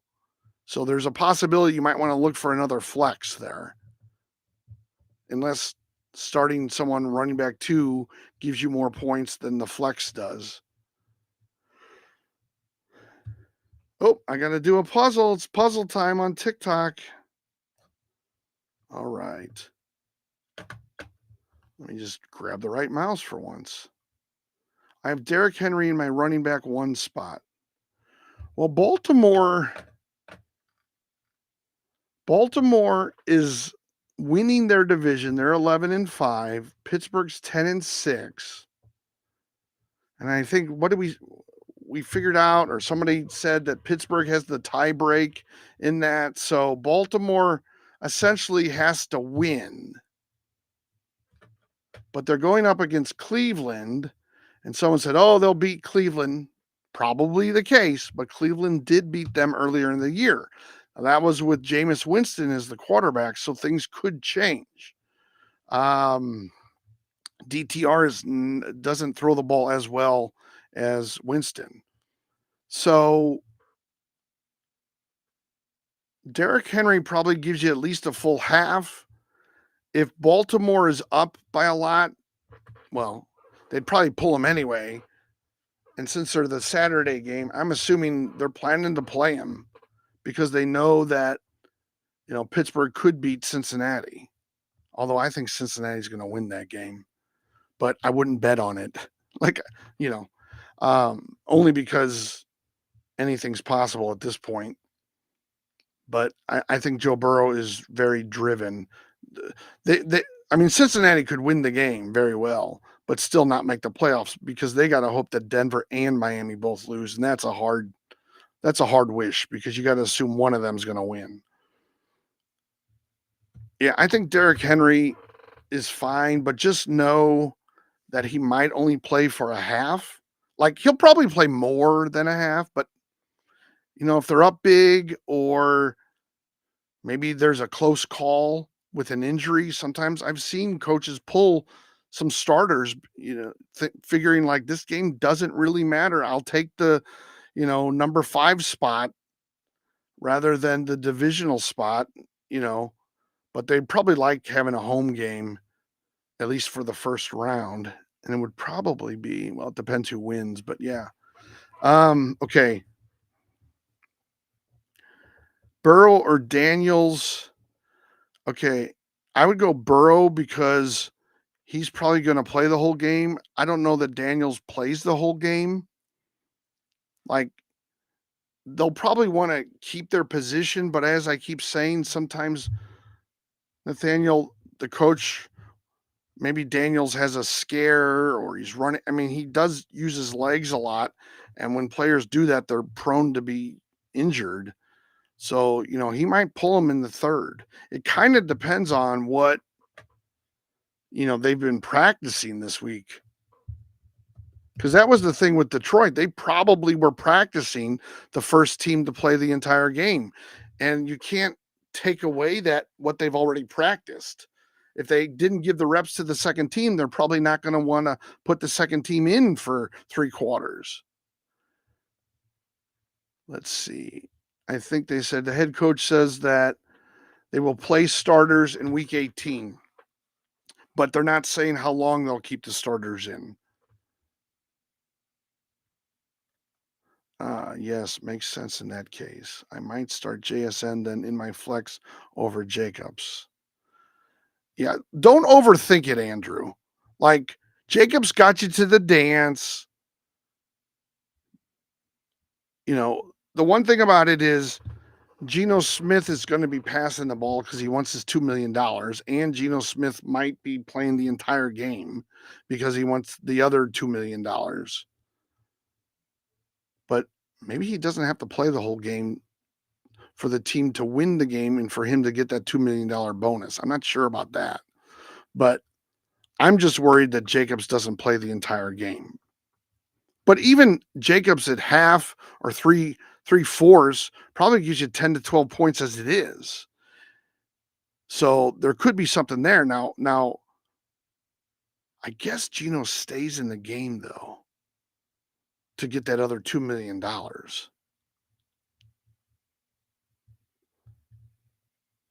It's not fun picking these games in week 18. There's nothing. So to clarify, Murray over Richardson, yes. McMillan over London, yes. Brees over Dobbins and Ertz. No, I would probably put Ertz. I think Dobbins comes out after 58 yards. I think Ertz stays in the game for Washington and probably plays 3 quarters, but he might not. But Brees has not been putting up a lot of points. Yes, Gabe, play Pickens over Terry. I've said this. Amir over White. Yes. Gabe, you're asking me the same question. Do you forget what channel you're watching right now, buddy? Gabe's a guy, guys, that we've been going back and forth for a long time. For a couple lives. Yes, and he likes to ask questions, and sometimes, like today, he's been repeating himself.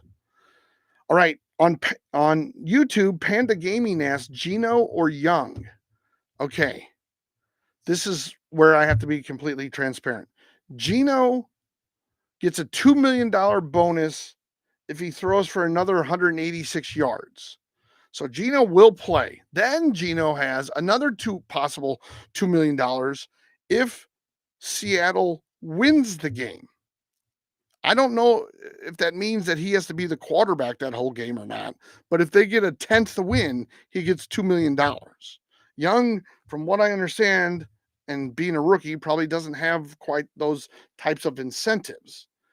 I would tend to start Young. My fear would be that Geno passes for 186 and pulls himself, or that, Seattle, let's just see. Come on, Seattle. Seattle's playing the Rams. What if the Rams are up by a bunch and he's not going to get that $2 million? He just takes himself out of the game. Yeah, Andrew, you kind of got to go with F it. Whatever happens, happens. You know what? I would think maybe, Andrew, that Jacobs might be a good play. I just worry that Geno or JSN don't play the full game possibly. Or if Geno does pull himself after he gets the $2 million incentive, and then the Rams are up like 35-10 or something stupid like that, that he just pulls himself and he's like, I'm not playing anymore. We're not going to win this game. But then, that makes you look bad because you don't believe in your team. It's so like, I can see so many things. And a lot of what it comes down to is how the coaches feel. And the coaches aren't going to tell you anything other than we're going to start this guy. Why are the experts saying Terry over Pickens? Probably because of the matchup. But if you look at the numbers that Terry's been putting up,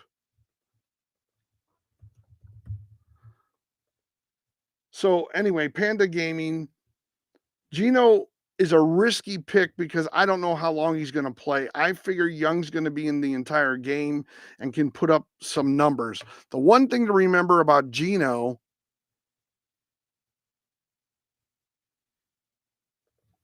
hold on, I'll get right to you. I'm just typing in Pickens.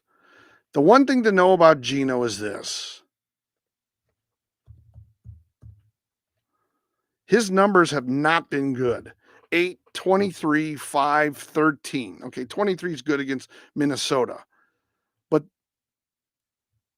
but 3 of the last 4 weeks, he hasn't even gotten over 13 points in a half PPR.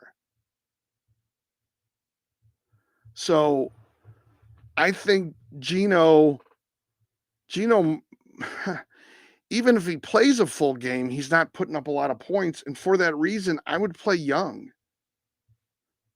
Forget the incentives. Who cares? Yeah, he plays.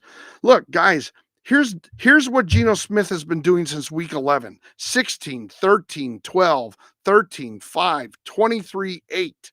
Since week 11, he's only gotten over 16 one time. And in a 10-team league, you want to get 19 or more. In a 12-team league, you probably want to get 18 or more. In a 14-team league, you probably want to get 17 or more. He didn't even get 17 in the last. All right, Panda Gaming has been asking a lot of questions, so I'll get with him. I have an option to pick up Thomas Jr. or Jay Williams. I would go Thomas Jr. Dude, Brian Thomas Jr. has been having really, really, really good weeks. Like, he's turned into a possible, what would it be, offensive rookie of the year candidate. He probably won't win because he hasn't done it long enough, and like Jaden Daniels will win it. But look at him since week 11, 11, 16, 12.6, 27, 23, 20 last week. I would definitely pick up Brian Thomas Jr. And you feel like his morale might be down. Yeah, I would feel the same way. I would go Young over Gino, Panda. I think you're right on, Panda. Don't forget, Panda, if you haven't already, please subscribe. I'll be live every day this week. And like I said, I will start fantasy basketball next week with my buddy Nathaniel. And then on like Wednesday and Thursday, I'll be doing daily fantasy football going into the weekend, which is very similar to this, but obviously it has a betting component, if you will. I don't want to get into prop bets and who's going to win and what's the spread and over and unders and things like that. But I will get into daily fantasy, and you can do daily fantasy. You guys know this, and I'm not repping anybody or anything like that. I guess you have to be 18 or 21 to do daily fantasy. I don't really know. I'm well over that, so I don't even look at the year, how old you have to be. But you can do it for one game. You can do it for one day. You could, like, all the games on Sunday, you could pick your fantasy team, or you could pick one game. And so you pick between the various quarterbacks, the second string, third string, all that, the running backs, the wide receivers. You can pick. Well, they have you pick less people. That makes a lot of sense. It's like one super flex, or it's a point and a half for that one person, and then you pick 4 or 5 other people in just flex positions. So you could pick like 4 wide receivers and a quarterback, or whatever the case is. But it's also budget related. They give you a certain budget, and you have to pick players that fit into that budget. All right, let's see. Why are the experts saying Terry over Pickens? Well, probably because he plays Dallas. Well, they play Cincinnati. Probably because McLaurin is considered a better wide receiver than Pickens. McLaurin had 1 point against Atlanta, 14 against Philly, 22. I guess you could go with McLaurin. I just don't like the 1 point he put up last week against Atlanta. But before that, he had been consistent. There's no doubt about that. So if you want to go with McLaurin because, against Dallas last time, he had 18 points. Now, my research shows that number will probably go down whenever they score 15 or more points. The first time they play a team, the second time they go down. Pickens probably doesn't have. Yeah, Pickens doesn't have the ceiling McLaurin does. So, yeah, I would probably go. I would go McLaurin. I thought he had 2 bad weeks. He only had 1. So, yeah, I would go McLaurin then. So it's good that you bugged me about it, Gabe. McMillan or JSN? I would go McMillan. JSN, Gino has a bunch of incentives, but I don't know when he's going to be taken out of the game or how long he's going to play. Oh, Burrow or Daniels? I'd go Burrow because my fear would be that they pull Daniels early and Burrow, has to win that game to even have a chance. And that game is, well, yeah, because they won't even know about their other games. They have to beat the Steelers, but they have to hope that Denver, which plays the next day, and Miami, which plays the next day, have to win. So Cincinnati's going in where they have to win. So I would go Burrows on that game. Yeah, Terry McLaurin had a horrible game last week. So that was my fear. I thought for some reason it was 2 weeks in a row. It was only 1 week in a row. So McLaurin is very. I guess the other thing about McLaurin is he had a bad game, and I don't know how long he plays in that game. I don't know how long he plays in that game. Okay, Gabe. So before you tell me that you're going to start McLaurin, he might only play a half. Or if they pull Daniels, what does that do to McLaurin? Is he going to be able to put up the same points? So, Andrew, for that reason, I would probably play Thielen because I would believe that Thielen and Young will probably be in the game the whole game. And he did put up good points last week. He has been putting up good points. If it was McLaurin and Devontae Smith, I would probably maybe say McLaurin because Devontae Smith hasn't been doing that well. But because it's Thielen versus McLaurin, I would go Thielen. Or would you not play Burrow at all to risk injury? All right. No, they're going to play Burrow. Burrow's got to play. They have to win. The Bengals have to win because the teams that they want to lose play the next day. So they have to go into this game thinking they're going to win. The best chance for them to win is with Burrow. Thielen plays the same team that Terry got 1.5 against. Yeah, but Terry got okay. All right, Andrew,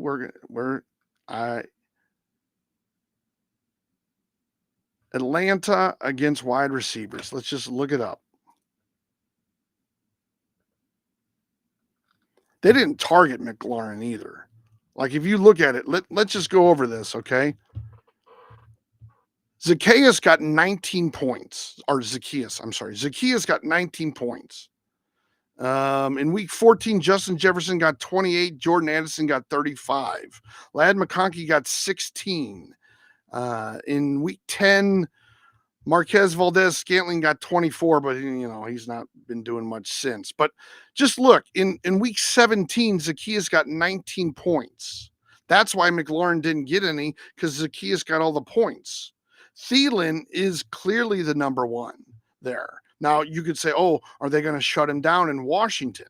Are they going to shut down Thielen the way they did? Okay, good point. Neighbors got 10. Wando Robinson got 9. Justin Jefferson, who's a number one, got 28 in week 14. Addison got 35. So my point is, and Thielen even got good points against Philadelphia, where McLaurin only got 1.5 points or something like that earlier in the season. My point is, Thielen's been putting up better numbers. Andrew, the one thing I'll say is if you want to start McMillan, it's McMillan, right? And Thielen, is that who you had? You can go on the fact that McMillan and Baker are going to play probably the whole game. Like that makes total sense to me. And he should get 14 points.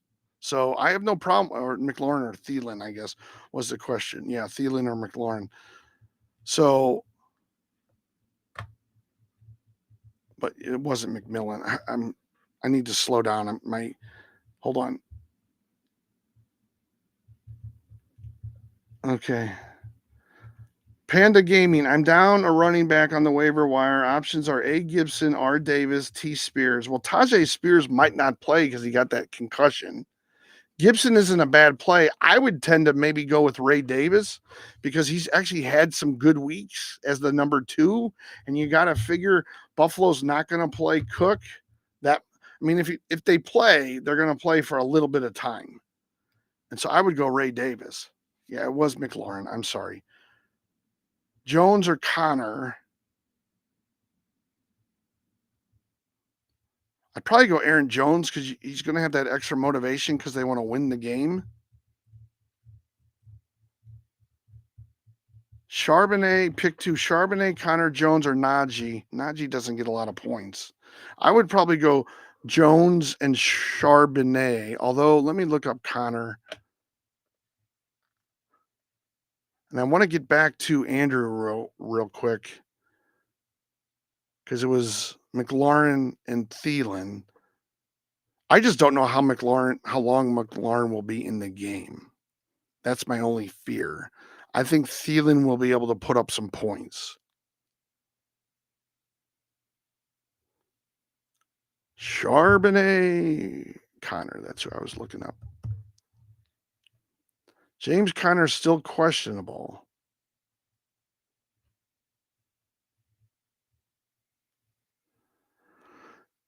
Conner may have aggravated the knee injury he initially suffered last Sunday against Carolina by being twisted up on the end of. Conner might not even play. It doesn't seem like. And if Conner doesn't play, I would definitely go Charbonnet and Jones. If Conner plays, you could swap out Conner for Charbonnet, but I think Charbonnet might be the better fit anyway. I would go Jones definitely. Irving, Cook, or Mixon. I would not go Mixon, not putting up the numbers. James Cook, if he plays, and they did say that their starters are going to play, but they'll be taken out quickly. I would not go Cook because of that reason. I would go Bucky Irving because they have to win that game. Oh, look at this. So Gabe says, should I start Pickens over Terry? Okay, you were the one asking about those guys. Okay, so again, I don't know how long Terry's going to be in the game. Terry McLaurin. And I mean, if Terry was playing a full game, I would say keep Terry in. If I knew that he was playing a full game. If he's not playing a full game, he might put up the same kind of numbers Pickens does. Pickens doesn't score a lot of points, guys. And, that's for a variety of reasons. The offense might not be great. Pickens might not be great.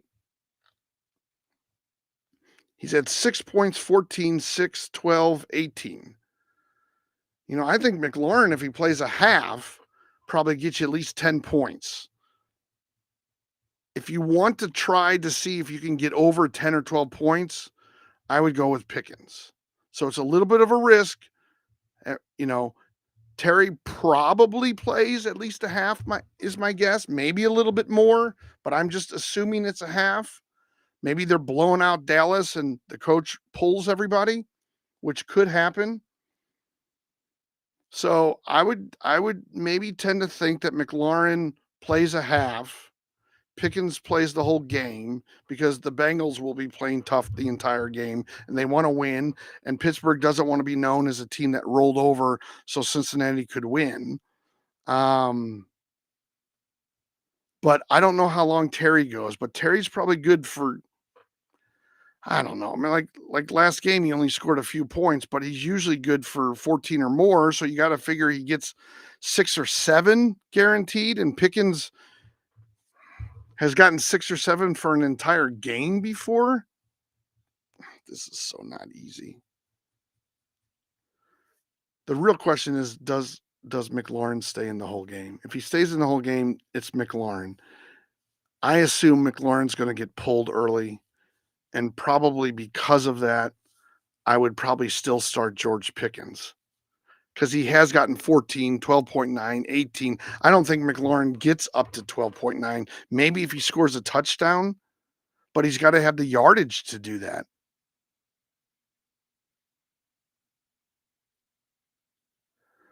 Okay, for a flex spot, I would probably go Jonnu Smith because they have to win, Panda. Miami has to win. Otherwise, they're eliminated. And Zacchaeus had a great game last week. And, maybe the shoe drops and he doesn't have another great game. My only fear, too, with any Washington players is will they play the whole game? Or another question is, will Daniels play the whole game? If Daniels doesn't play the whole game, how does that affect McLaurin? How does that affect Zacchaeus? Do they not get as many passes? Do they get more passes? Or are the passes so awful that they can't catch them? Week 18 stinks in this chair right now. I'm not starting Mixon this week. Should I pick up Blake Corum? Probably. Because you got to figure Corum, the Rams, are they playing for something? Let me just look up Corum.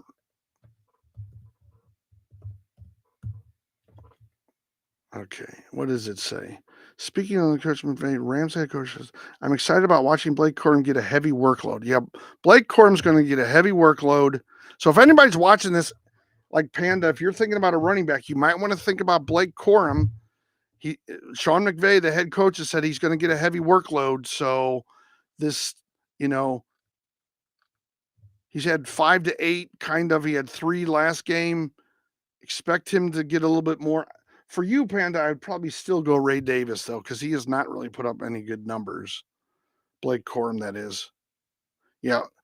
Well, Devin Jones, all I have is that expect him to get a heavy workload, which means to me either he's going to start or they're going to take Kyren out pretty early or not use Kyren a lot. Amir or White, I would still go Amir, Gabe. You're asking, how many people do you ask? Gabe, I love you. You know I love you, and I'm just playing with you. But seriously, and I'm not trying to be mean.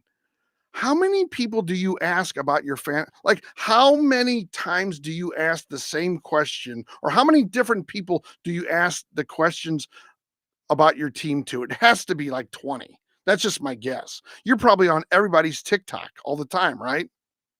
Is Pickens playing the whole game? Well, I can't make a guarantee that he will. I mean, there's injuries. If it's a blowout, he won't. But yeah, he probably plays the whole game because Pittsburgh wants to win so that they stay in 5th place and wants to win, well, or is thinking about the win if Baltimore doesn't win earlier. Like if Baltimore loses, Pittsburgh's going to want to win that game because they have a chance to take the division then. So it's convoluted. Or if Baltimore wins, then Pittsburgh obviously can't win the division, but they're going to still want to win to stay in front of the Chargers, although they have the tiebreaker over the Chargers. But right now, Pittsburgh and the Chargers have the same record at 10-6. So if Pittsburgh loses and is 10-7, the Chargers could get the 5th spot. So, I mean, it's 8,000 different things you got to think of at once. Will the Commanders already clinch the playoffs? Gabe. Well, the Commanders have clinched the playoffs, Gabe. Right? They've clinched it. They have clinched it. They have a Y by their name on ESPN. That means they have clinched a wild card spot. They cannot, I repeat, they cannot win their division. All right. Thank you, Panda. Panda's laughing at something. I hope it's something that I said. So, all right. So the Commanders have clinched. It's now a question of are they 6th or 7th? They're basically competing against Green Bay, and they both play at the same time on Sunday, which is 1:00 Eastern. So they're going to want to win so that they keep the 6th spot, would be my guess. But sometimes coaches are like, you know what? We've made the playoffs. I don't want anybody to get hurt before the playoffs. So, in the 3rd quarter, he pulls everybody. I've seen that too. All right, Black Dot is here. Haven't seen Black Dot in forever. Hey, Marcelo's here too. Whoa. Wow. All right. That's fun. Of the guy asking the same question, Panda. Yeah, Gabe asked the same question. Start McLaurin, Garendo, Thielen, Sutton. All right. Sutton has an incentive and Denver has to win. That's a good play. Guerendo, I don't think Guerendo played great. Now, the thing with McLaurin is he only had one bad game.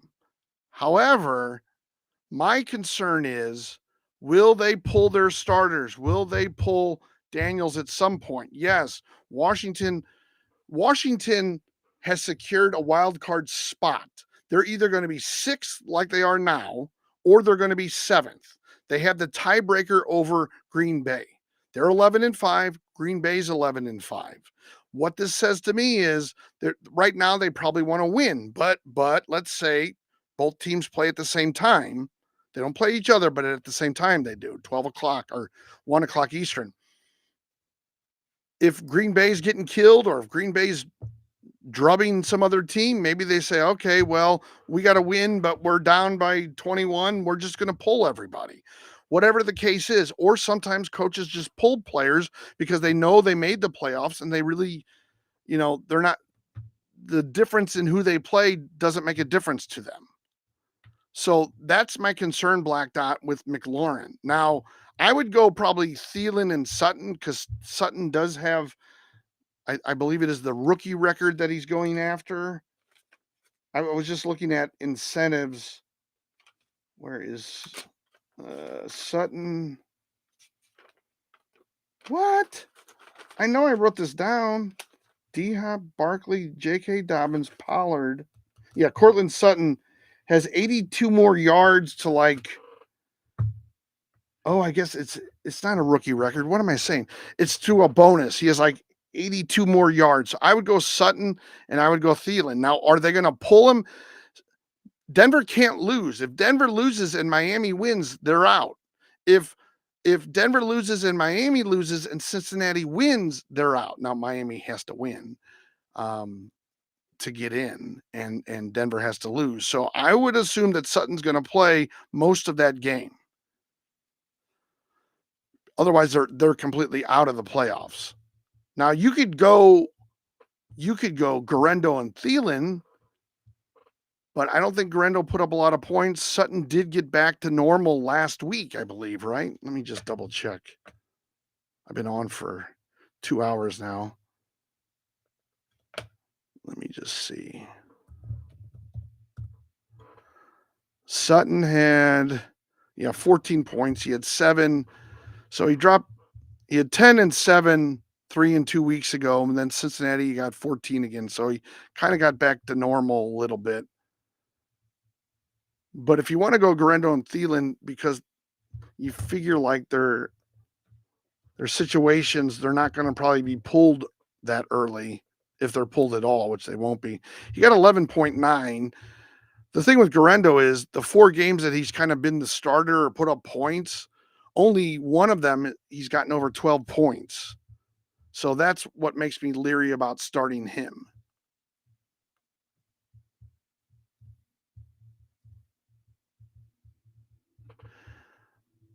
Yeah.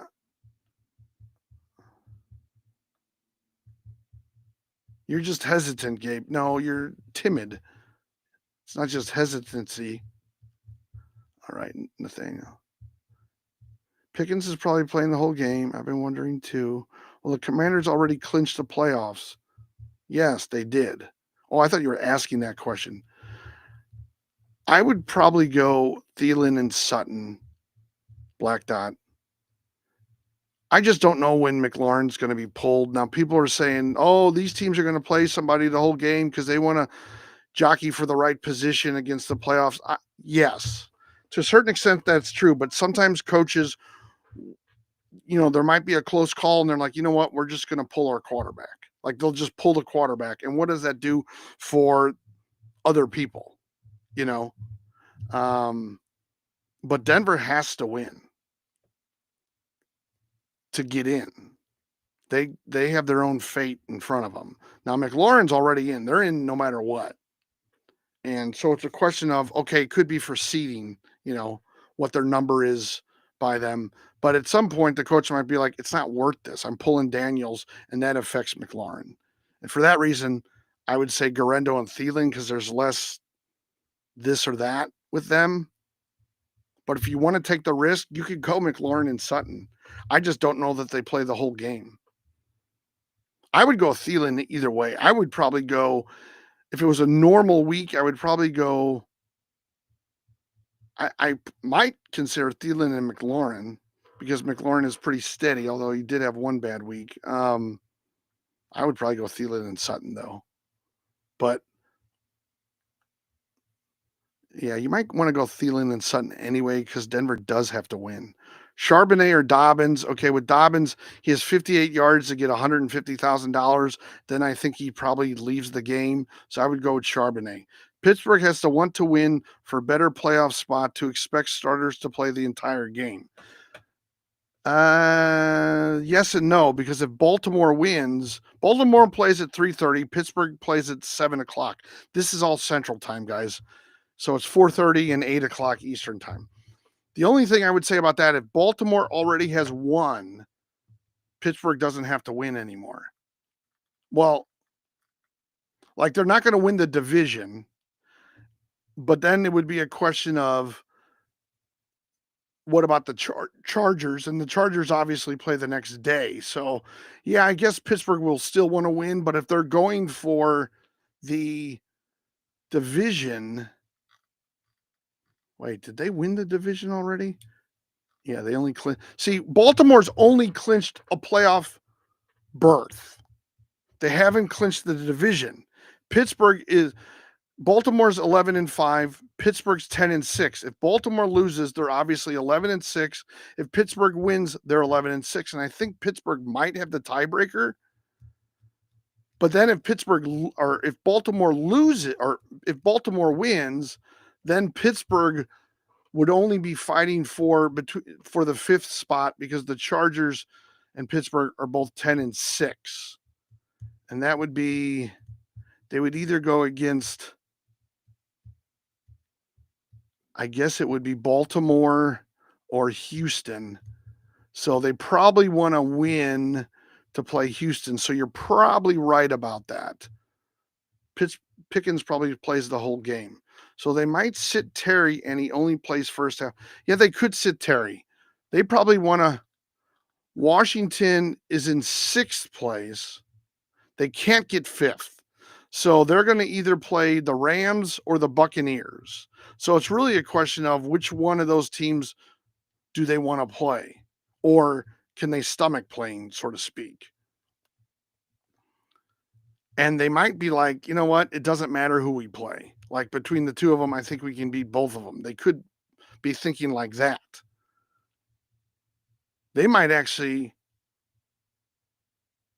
want to lose to play Tampa Bay.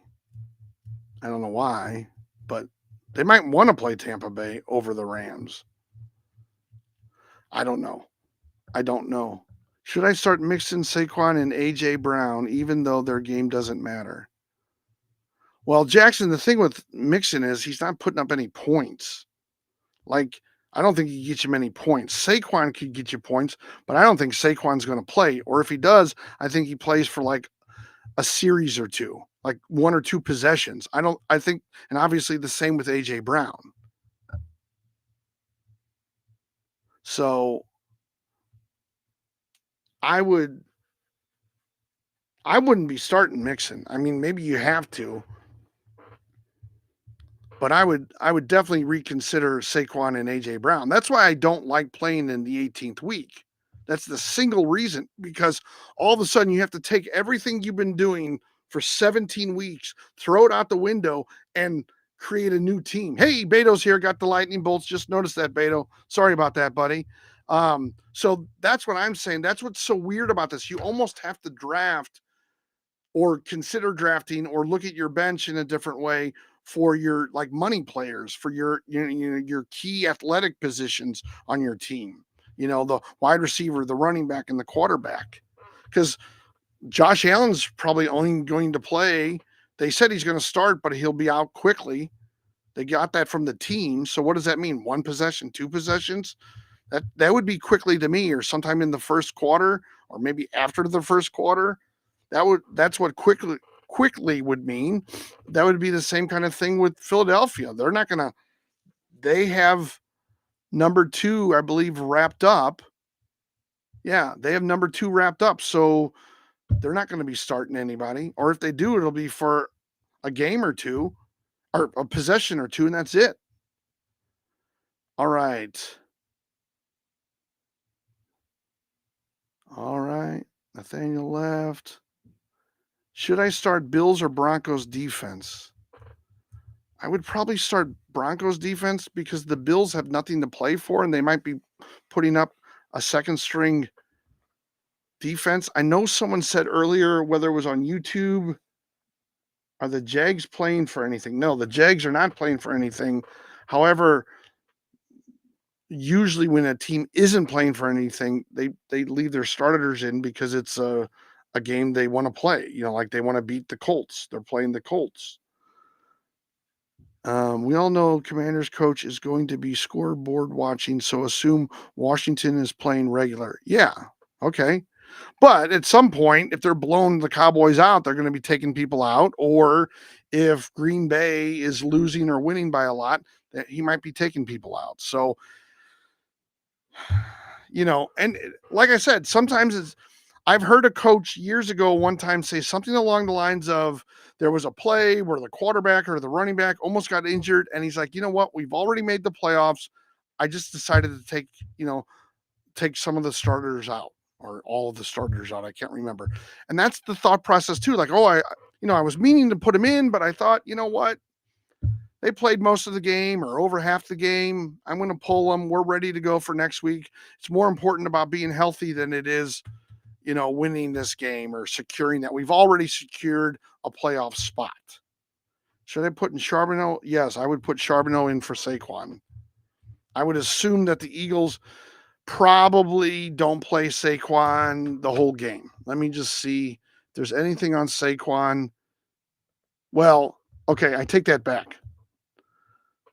Saquon is probably, my guess, and I'll read this, is going to be in the game until he breaks the record. Oh, head coach Nick Sirianni told reporters Wednesday that the Eagles plan to rest Barkley and other starters Sunday against the Giants. Okay. As week 18 action approaches, Barkley needs 101 rushing yards to break Eric Dickerson's record. Blah, blah, blah. They plan to err on caution with Barkley it sounds like they're going to rest him. Now, does he get in for a possession or two? Maybe, maybe not. But it doesn't look like he's going to have a full and normal game. So I would rest him. Or I would assume that he's being rested. Yes, I would put Charbonnet in. Seasons over G. Seasons over, I don't know. How we doing sideline? Everything's good, Ethan. How are you, buddy? Haven't talked to you in a while. Hope all is well. Hope your team's. Saquon is not playing Sunday. I would assume he's not playing Sunday. They have nothing to play for. I won my championship. Way to go, Padres. Beto won his championship. He did great. Philly is resting starters on Sunday. Yes, gotcha. Yeah, Saquon isn't playing Sunday. If Saquon isn't, then AJ Brown isn't. Yeah. You got to assume that all their offensive weapons are sitting out, and probably a lot, their defense as well. I'm in a money league. I'm up 175 to 135. I should be okay. Oh, that's good. Do you have anybody left? Do they have anybody left? Okay. Do I start Achane this week? Tua might be out. Well, Achane doesn't put up a lot of points when Tua is out. I don't think he did very well last week. Yeah, he only had 4.8 points. If you're starting Achane, don't expect a lot of points from him if Tua's out. If Tua's out, he doesn't score a lot of points. I don't know why that is. I don't know the exact reason for it, but statistically, that's what happens to Tua or to Achane. So if Tua's out, don't start him. Now remember, Miami has to win and Denver has to lose for Miami to make the playoffs. For Cincinnati to make the playoffs, they have to win. Cincinnati has to win, and Miami and Denver have to lose. All right. Do I start Devin Achane to Ray Davis? Abdullah or Tracy. Tracy might not be a bad start since you know what to expect. And, with Ray Davis, they said that they're going to play starters, but they'll be out quickly. So does Ray Davis come in for 3 quarters? Does he only play 2 quarters and they rest someone else to make sure that Cook has a backup? I don't even know. I'm assuming they wouldn't do that. Abdullah had a good game last week. Tracy, how did he do last week? Let's just see.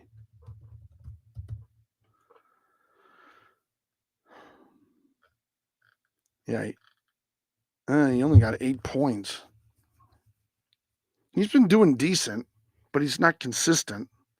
I would maybe go Abdullah because Ray Davis may only play 3 quarters. And if they put second stringers in, they might actually have them pass the ball like a normal offense. That's the other thing. They're not going to just simply run the ball because they want to see what the second string quarterback can do to a certain extent.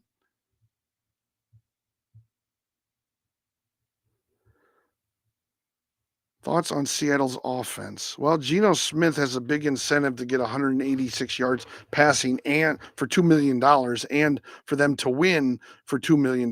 So there's a good chance he's going to be a big part of their offense this weekend. I mean, I also see where maybe he's out of the game in the third quarter if they're up by a lot or they're down by a lot. Like if that win is not visible for him to get that other $2 million, he might just drop out of the game after he gets his 186 yards passing. So it's a big incentive, $2 million. He's going to want to get that. Okay, let me just go back through James Conner or Chase Brown. I would go Chase Brown. He has something to prove James Conner doesn't. And he's kind of been injured. You figure they're going to, lighten up on him a little bit. If Tua's out, don't start Achane. I'm just backtracking a little bit. James Conner or Chase Brown. I go Chase Brown because they have to play. Kamara, I don't even know that he's going to be healthy enough to play. And the Saints just don't look good offensively. Ray Davis, Abdullah, Amir Abdullah, or Tracy. That's the one I want to get back to. I mean, Tracy's been a little inconsistent. They had a big game last week that they won, and he only got 8 points. So that doesn't mean he's a big part of the offense, and that's what scares me about this. So I would say Tracy's not a bad play. At least you can figure that he's going to get 8 points at minimum. He could get as high as, let's say, 15. So that might be good. Now, Ray Davis probably only plays about 3 quarters because Cook might play the first quarter. The coaches said they're going to play starters, but that they'll come out quickly. What does quickly mean? I don't know. Will it mean the first possession? Does it mean after the first quarter? Does he mean quickly second quarter? I wouldn't think so, but quickly is a vague term, you know.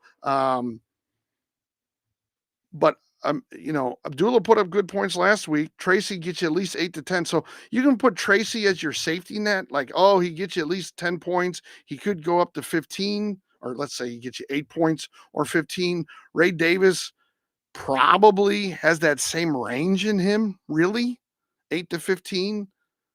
You figure a second string quarterback and Ray Davis aren't going to put up 35 points, together or 45 points together. Abdullah, you could figure might go over the 15. So to me, he would be a higher ceiling and potentially the same sort of floor as Tracy. Because didn't Abdullah, let me just look up Abdullah real quick. Oh, he's questionable. Abdullah's status thus warrants, you're going to have to monitor Abdullah. I mean, he's put up 16, 17, 16. If he can play, I would probably play Abdullah actually. But it looks like you're going to have to choose between Tracy and Ray Davis, and I would probably pick Tracy. Got first in league, and another got second with the score 138.96 to 139.4. Good job, Ethan. Way to go. That's awesome. That is awesome. Good job. Luca, I answered. To clarify, Murray over, oh my gosh. Yes, Panav. Murray over Richardson. McMillan over London. Brees over Dobbins and Ertz. With Brees, Dobbins, and Ertz, I figure Dobbins is only in to get his incentive, which is 58 yards. Once he gets that, he's done. Now, does he get 58 yards and a touchdown and start approaching 13 points? Maybe. Brees has not been putting up good points. Ertz has. My only problem with Ertz is, does he play a half? Does he play three-fourths of a game? Does he play the entire game? So that's why I'm saying Brees is a safer pick because he probably plays the whole game. But Ertz is obviously valuable to Daniels. And then the next question is, how long is Daniels in? Do they go with a number 2 quarterback but leave Ertz in the game, kind of, to make sure that Mariota has weapons? That's the other thing. What's the mix? Is it all the starters are out, or the quarterback's out and maybe the running back, but Ertz and McLaurin are still in the game? I don't know. That's why I'm saying Brees might be a safer pick because he at least gets you 8 points or more. Dobbins might not even get that high because he might be out of the game earlier because he's already got his incentive. And Ertz, you know, he really makes his money, or his points rather, by catching touchdown passes.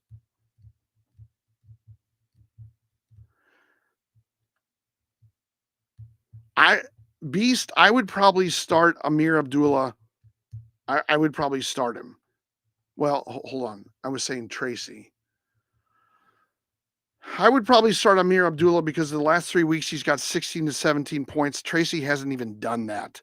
So I would start Amir Abdullah. Oh, it's fine, Panev. I don't mind. Yeah, it was fun year, and my buddy lost third due to Goff's knee. Yeah, well, unfortunately, those things happen. But yeah, no, I mean, I'll just tell you guys what I was saying the other day. I really do not like the fact that a lot of your leagues go to week 18 because there's so much going on.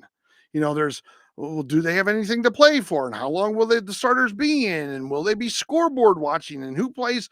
One team plays this day, the other team plays the next day. And, if they lose on this day or they play earlier than that team. And so it's like going into the game, like, you might think, okay, Pittsburgh has to win, but if Baltimore loses, what does that do to Pittsburgh? Do they still want to win the game? Do they not care because they know they're in anyway? Do they not care about the matchups?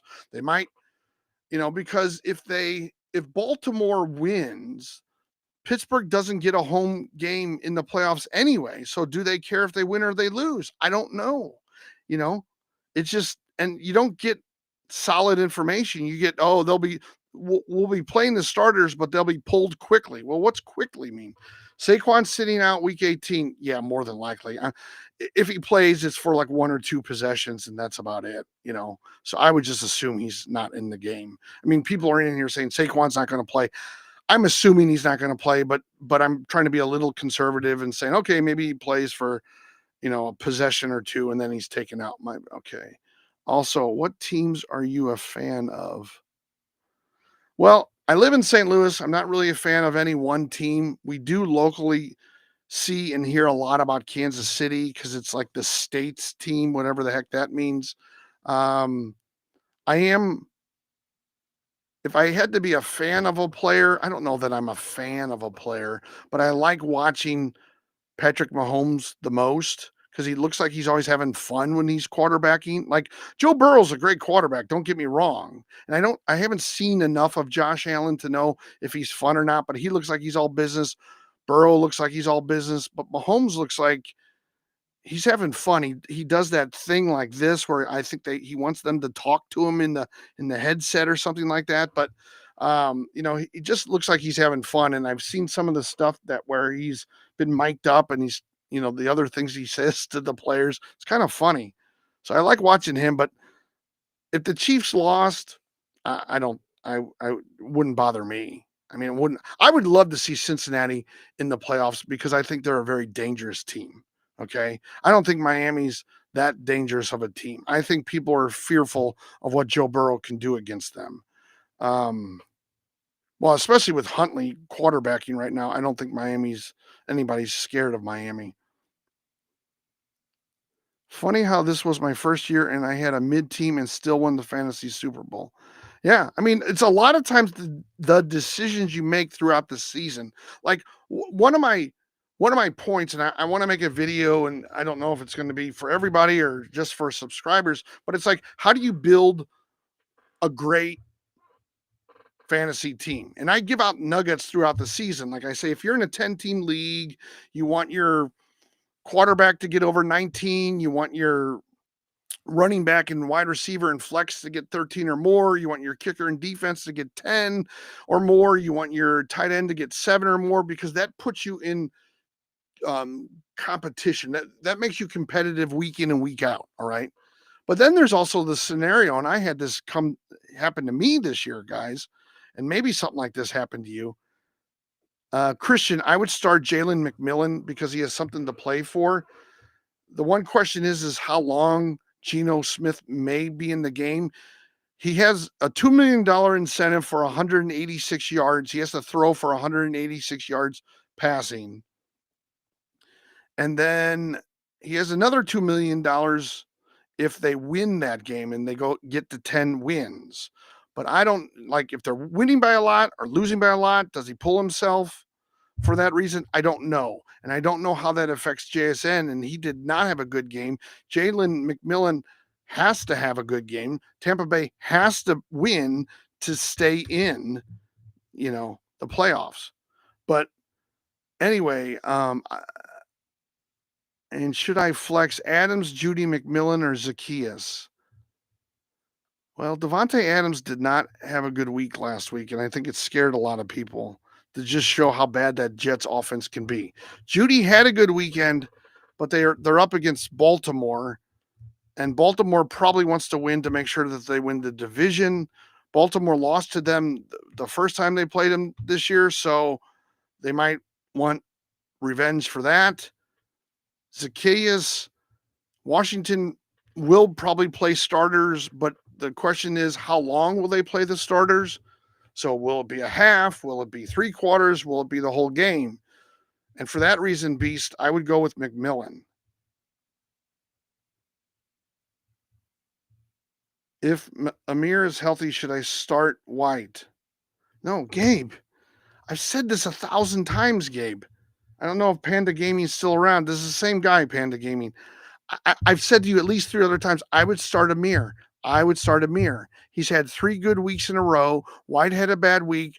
Does that say something about Bucky? Is Bucky going, have they really ruled it as Bucky's running back, the clear number 1? That's my only fear. Okay.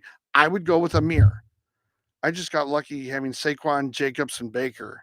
Well, yeah, that's it. But you have to put a team around them. I mean, you still have to put people that put up good enough points.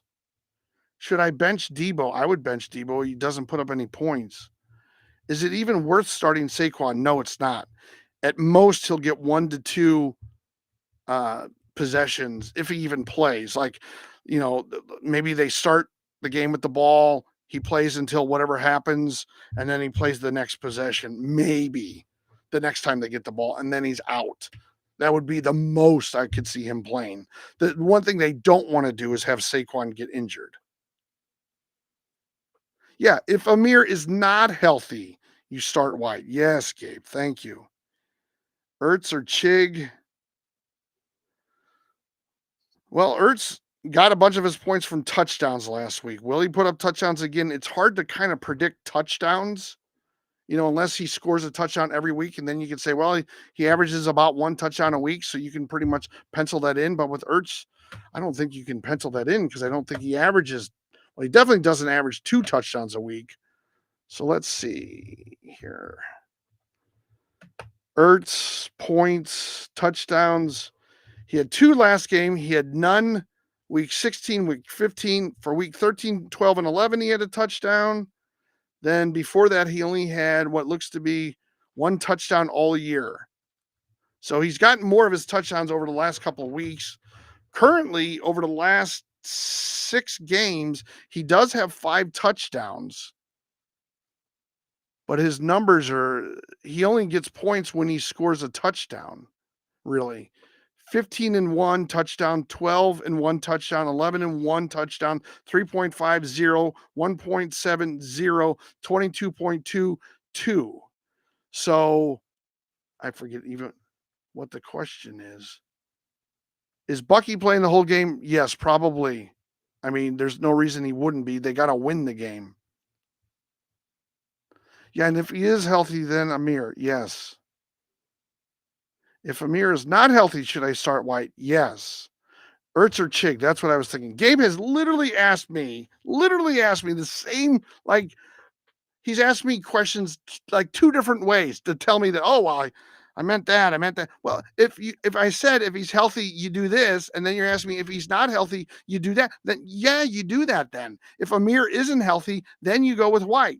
But if Amir's healthy, you go with Amir. Yeah, you've just asked me the same question in two different ways. Well, if Amir's healthy, if Amir's not healthy, it's like, okay, yeah, if he's not healthy, start the other guy. Yes, I believe Bucky plays the whole game, Gabe.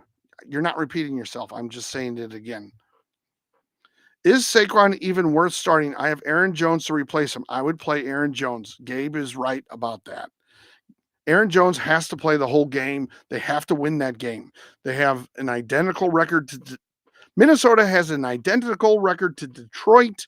So yes, they have to win. Whoever wins that game gets number one seeding in the conference and wins their division. Also, what should I be hoping for as a Pack fan? Anyone going for incentives? Okay, well, the incentives: Pollard, Barkley, Ertz, Neighbors. I don't have any Packer. Well, there might be defense. I didn't really take notes on defense.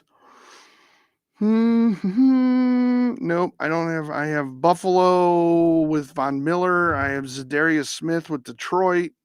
I have Philadelphia with Josh Sweat. Pollard, Eagles, Chiefs, Bills, Lions. Nope, I don't have any. It doesn't mean that there isn't any, but I don't have anything on him. You might want to Google it, like incentives and like 2024 contract incentives. Yes, persistence is key for Gabe. You're 100% right, Panda. Will any of those players do bad? So you want to put, getting back to you might want to Google 2024 contract incentives, Green Bay Packers. Okay. Christian asked, I'm down by 4 and my opponent has Malik Neighbors, Achane, Mike Evans, and Jacobs. Okay, I don't understand what league you're in. You're down by 4. But don't you have players that are going to play this week? Or are you just asking in general? Malik Neighbors should play. Achane, if Tua doesn't play, Achane doesn't put up good numbers most of the time. He didn't last week, and he didn't when Tua was out earlier in the year. So I would expect Neighbors to probably, well, he's going up against Philadelphia, but they're probably starting second string types of people for most of the game. So Neighbors could have a decent day. Achane probably won't if Tua doesn't play. Mike Evans does have a $3 million bonus, and he just needs like 85 yards to get the $3 million bonus. So I expect Mike Evans to at least get 85 yards or 86 yards, whatever it is. I don't know that. I expect Mike Evans to play the whole game, but I expect them to try to get Mike Evans the ball early on a little bit more than normal so that he basically to assure him of getting that bonus, to getting him close at least. Jacobs, Green Bay really is only playing for what, 6 and 7, the 6 and 7 spot. They're tied with Washington. they have to basically win, but that doesn't even mean that they get to the 6th spot, because if Washington wins as well, and they're both playing at 1 o'clock Eastern on Sunday, if Washington wins, Green Bay then can't move up to the number 6 spot. So Green Bay could rest Jacobs a little bit, figuring, look, guys, it's out of our hands. Even if we win, Washington, or if Washington's like up by a lot, Green Bay might start pulling starters. And again, I've said this a couple times. I've also seen coaches pull their quarterbacks, pull some of their other starters, pull their running backs and quarterbacks, those kinds of things, even though like maybe their starting wide receivers are in, but maybe the quarterback isn't. So how does that affect those wide receivers? They don't necessarily have the same chemistry as they do with that other, the different quarterback. All right. You think Jacobs will be benched? I think Jacobs might be pulled. I don't want to say bench because that means he's done something wrong, but I think more than likely I would give Jacobs a 75% chance that he doesn't play the entire game. Now, how long does he play? I don't know. Some of it is determined by the coach. Like the coach might say, or have it in his head, they're only playing 50 minutes, or they're only playing 50% of the game. Or if we're up big, or if we're losing big, I'll pull people. Or maybe it's at the end of the third quarter, all the starters are out. And sometimes, and I think I'm repeating myself again, but sometimes coaches will just pull players if Jacobs has an injury scare, or a wide receiver, one of their starting wide receivers have an injury scare. A lot of times coaches will even say after the game, hey, look, so-and-so, Jaden Reed almost got injured, and it got me thinking, I can't afford, we're in the playoffs. We're either going to have 6 or 7 seed. We can't do any better. And so I decided to pull everybody. They've done that as well. So Chig over Ertz. Probably the safer bet is Chig over Ertz. If you want to maybe take the gamble and think that Ertz plays the whole game, you could go with Ertz, but Chig over Ertz probably is the best bet.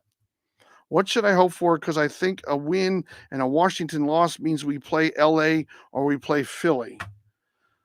Well,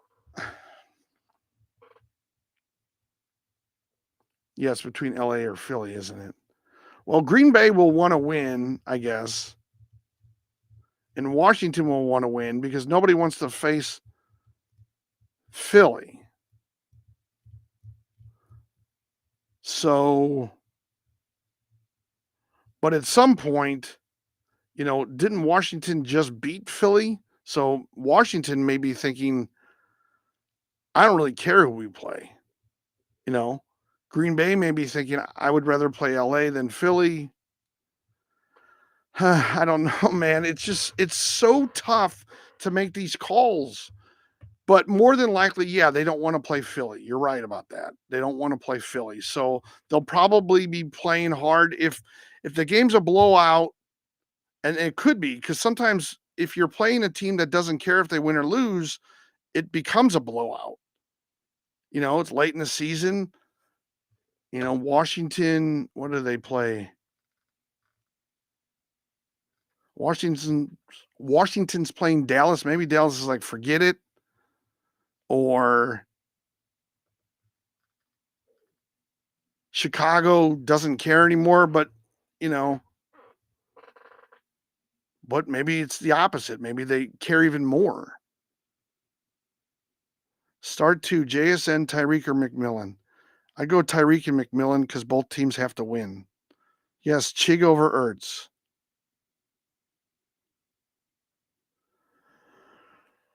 Yeah. The only thing about Green Bay is you don't have the tiebreaker over Washington. So if you both win, it doesn't matter. So like if Washington's out by a lot, up by a lot, your coach might say, who cares? We're done. We're taking everybody out, because the tiebreaker Washington has between Green Bay and Washington. All right, everybody. I've been on for 2 hours and 38 minutes. Probably need to get something to eat. I'll probably be back on later today. Why not? Happy New Year to everybody. I forgot to say it. Happy New Year. Hope your year's starting off good. Um, well, yeah, I don't think you want the Bears to beat us. I get it. I get it. But, at some point, you take the L. Happy New Year. If you don't want players to get injured, or if it's clear Washington's going to beat Dallas, which they probably will, that might be the other thing. The coach might be like, well, we know Washington's going to beat Dallas. If they play their starters for 3 quarters, they're going to beat Dallas. We'll be monitoring, we'll be looking at the score, but they're probably going to beat them. So they might be like, we can lose. Let's take people out. Let's make sure everybody's healthy as they can be. Let's consider this, a bye week almost. And let's take Philadelphia. Maybe Jalen Hurts can't play. I don't know. Maybe not. All right, guys, I'm going to take off. Don't forget to follow, like, all that good stuff. I'll be on probably later today, but thank you all for watching. I've been on for 2 hours and almost 40 minutes, so I got to take a break. But anyway, you guys take care. Thanks for watching. I'll be on again. Hit that follow so you know when I go live. Hit the subscribe on YouTube.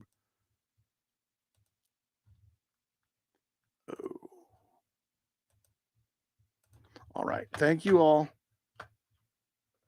And YouTube, I'm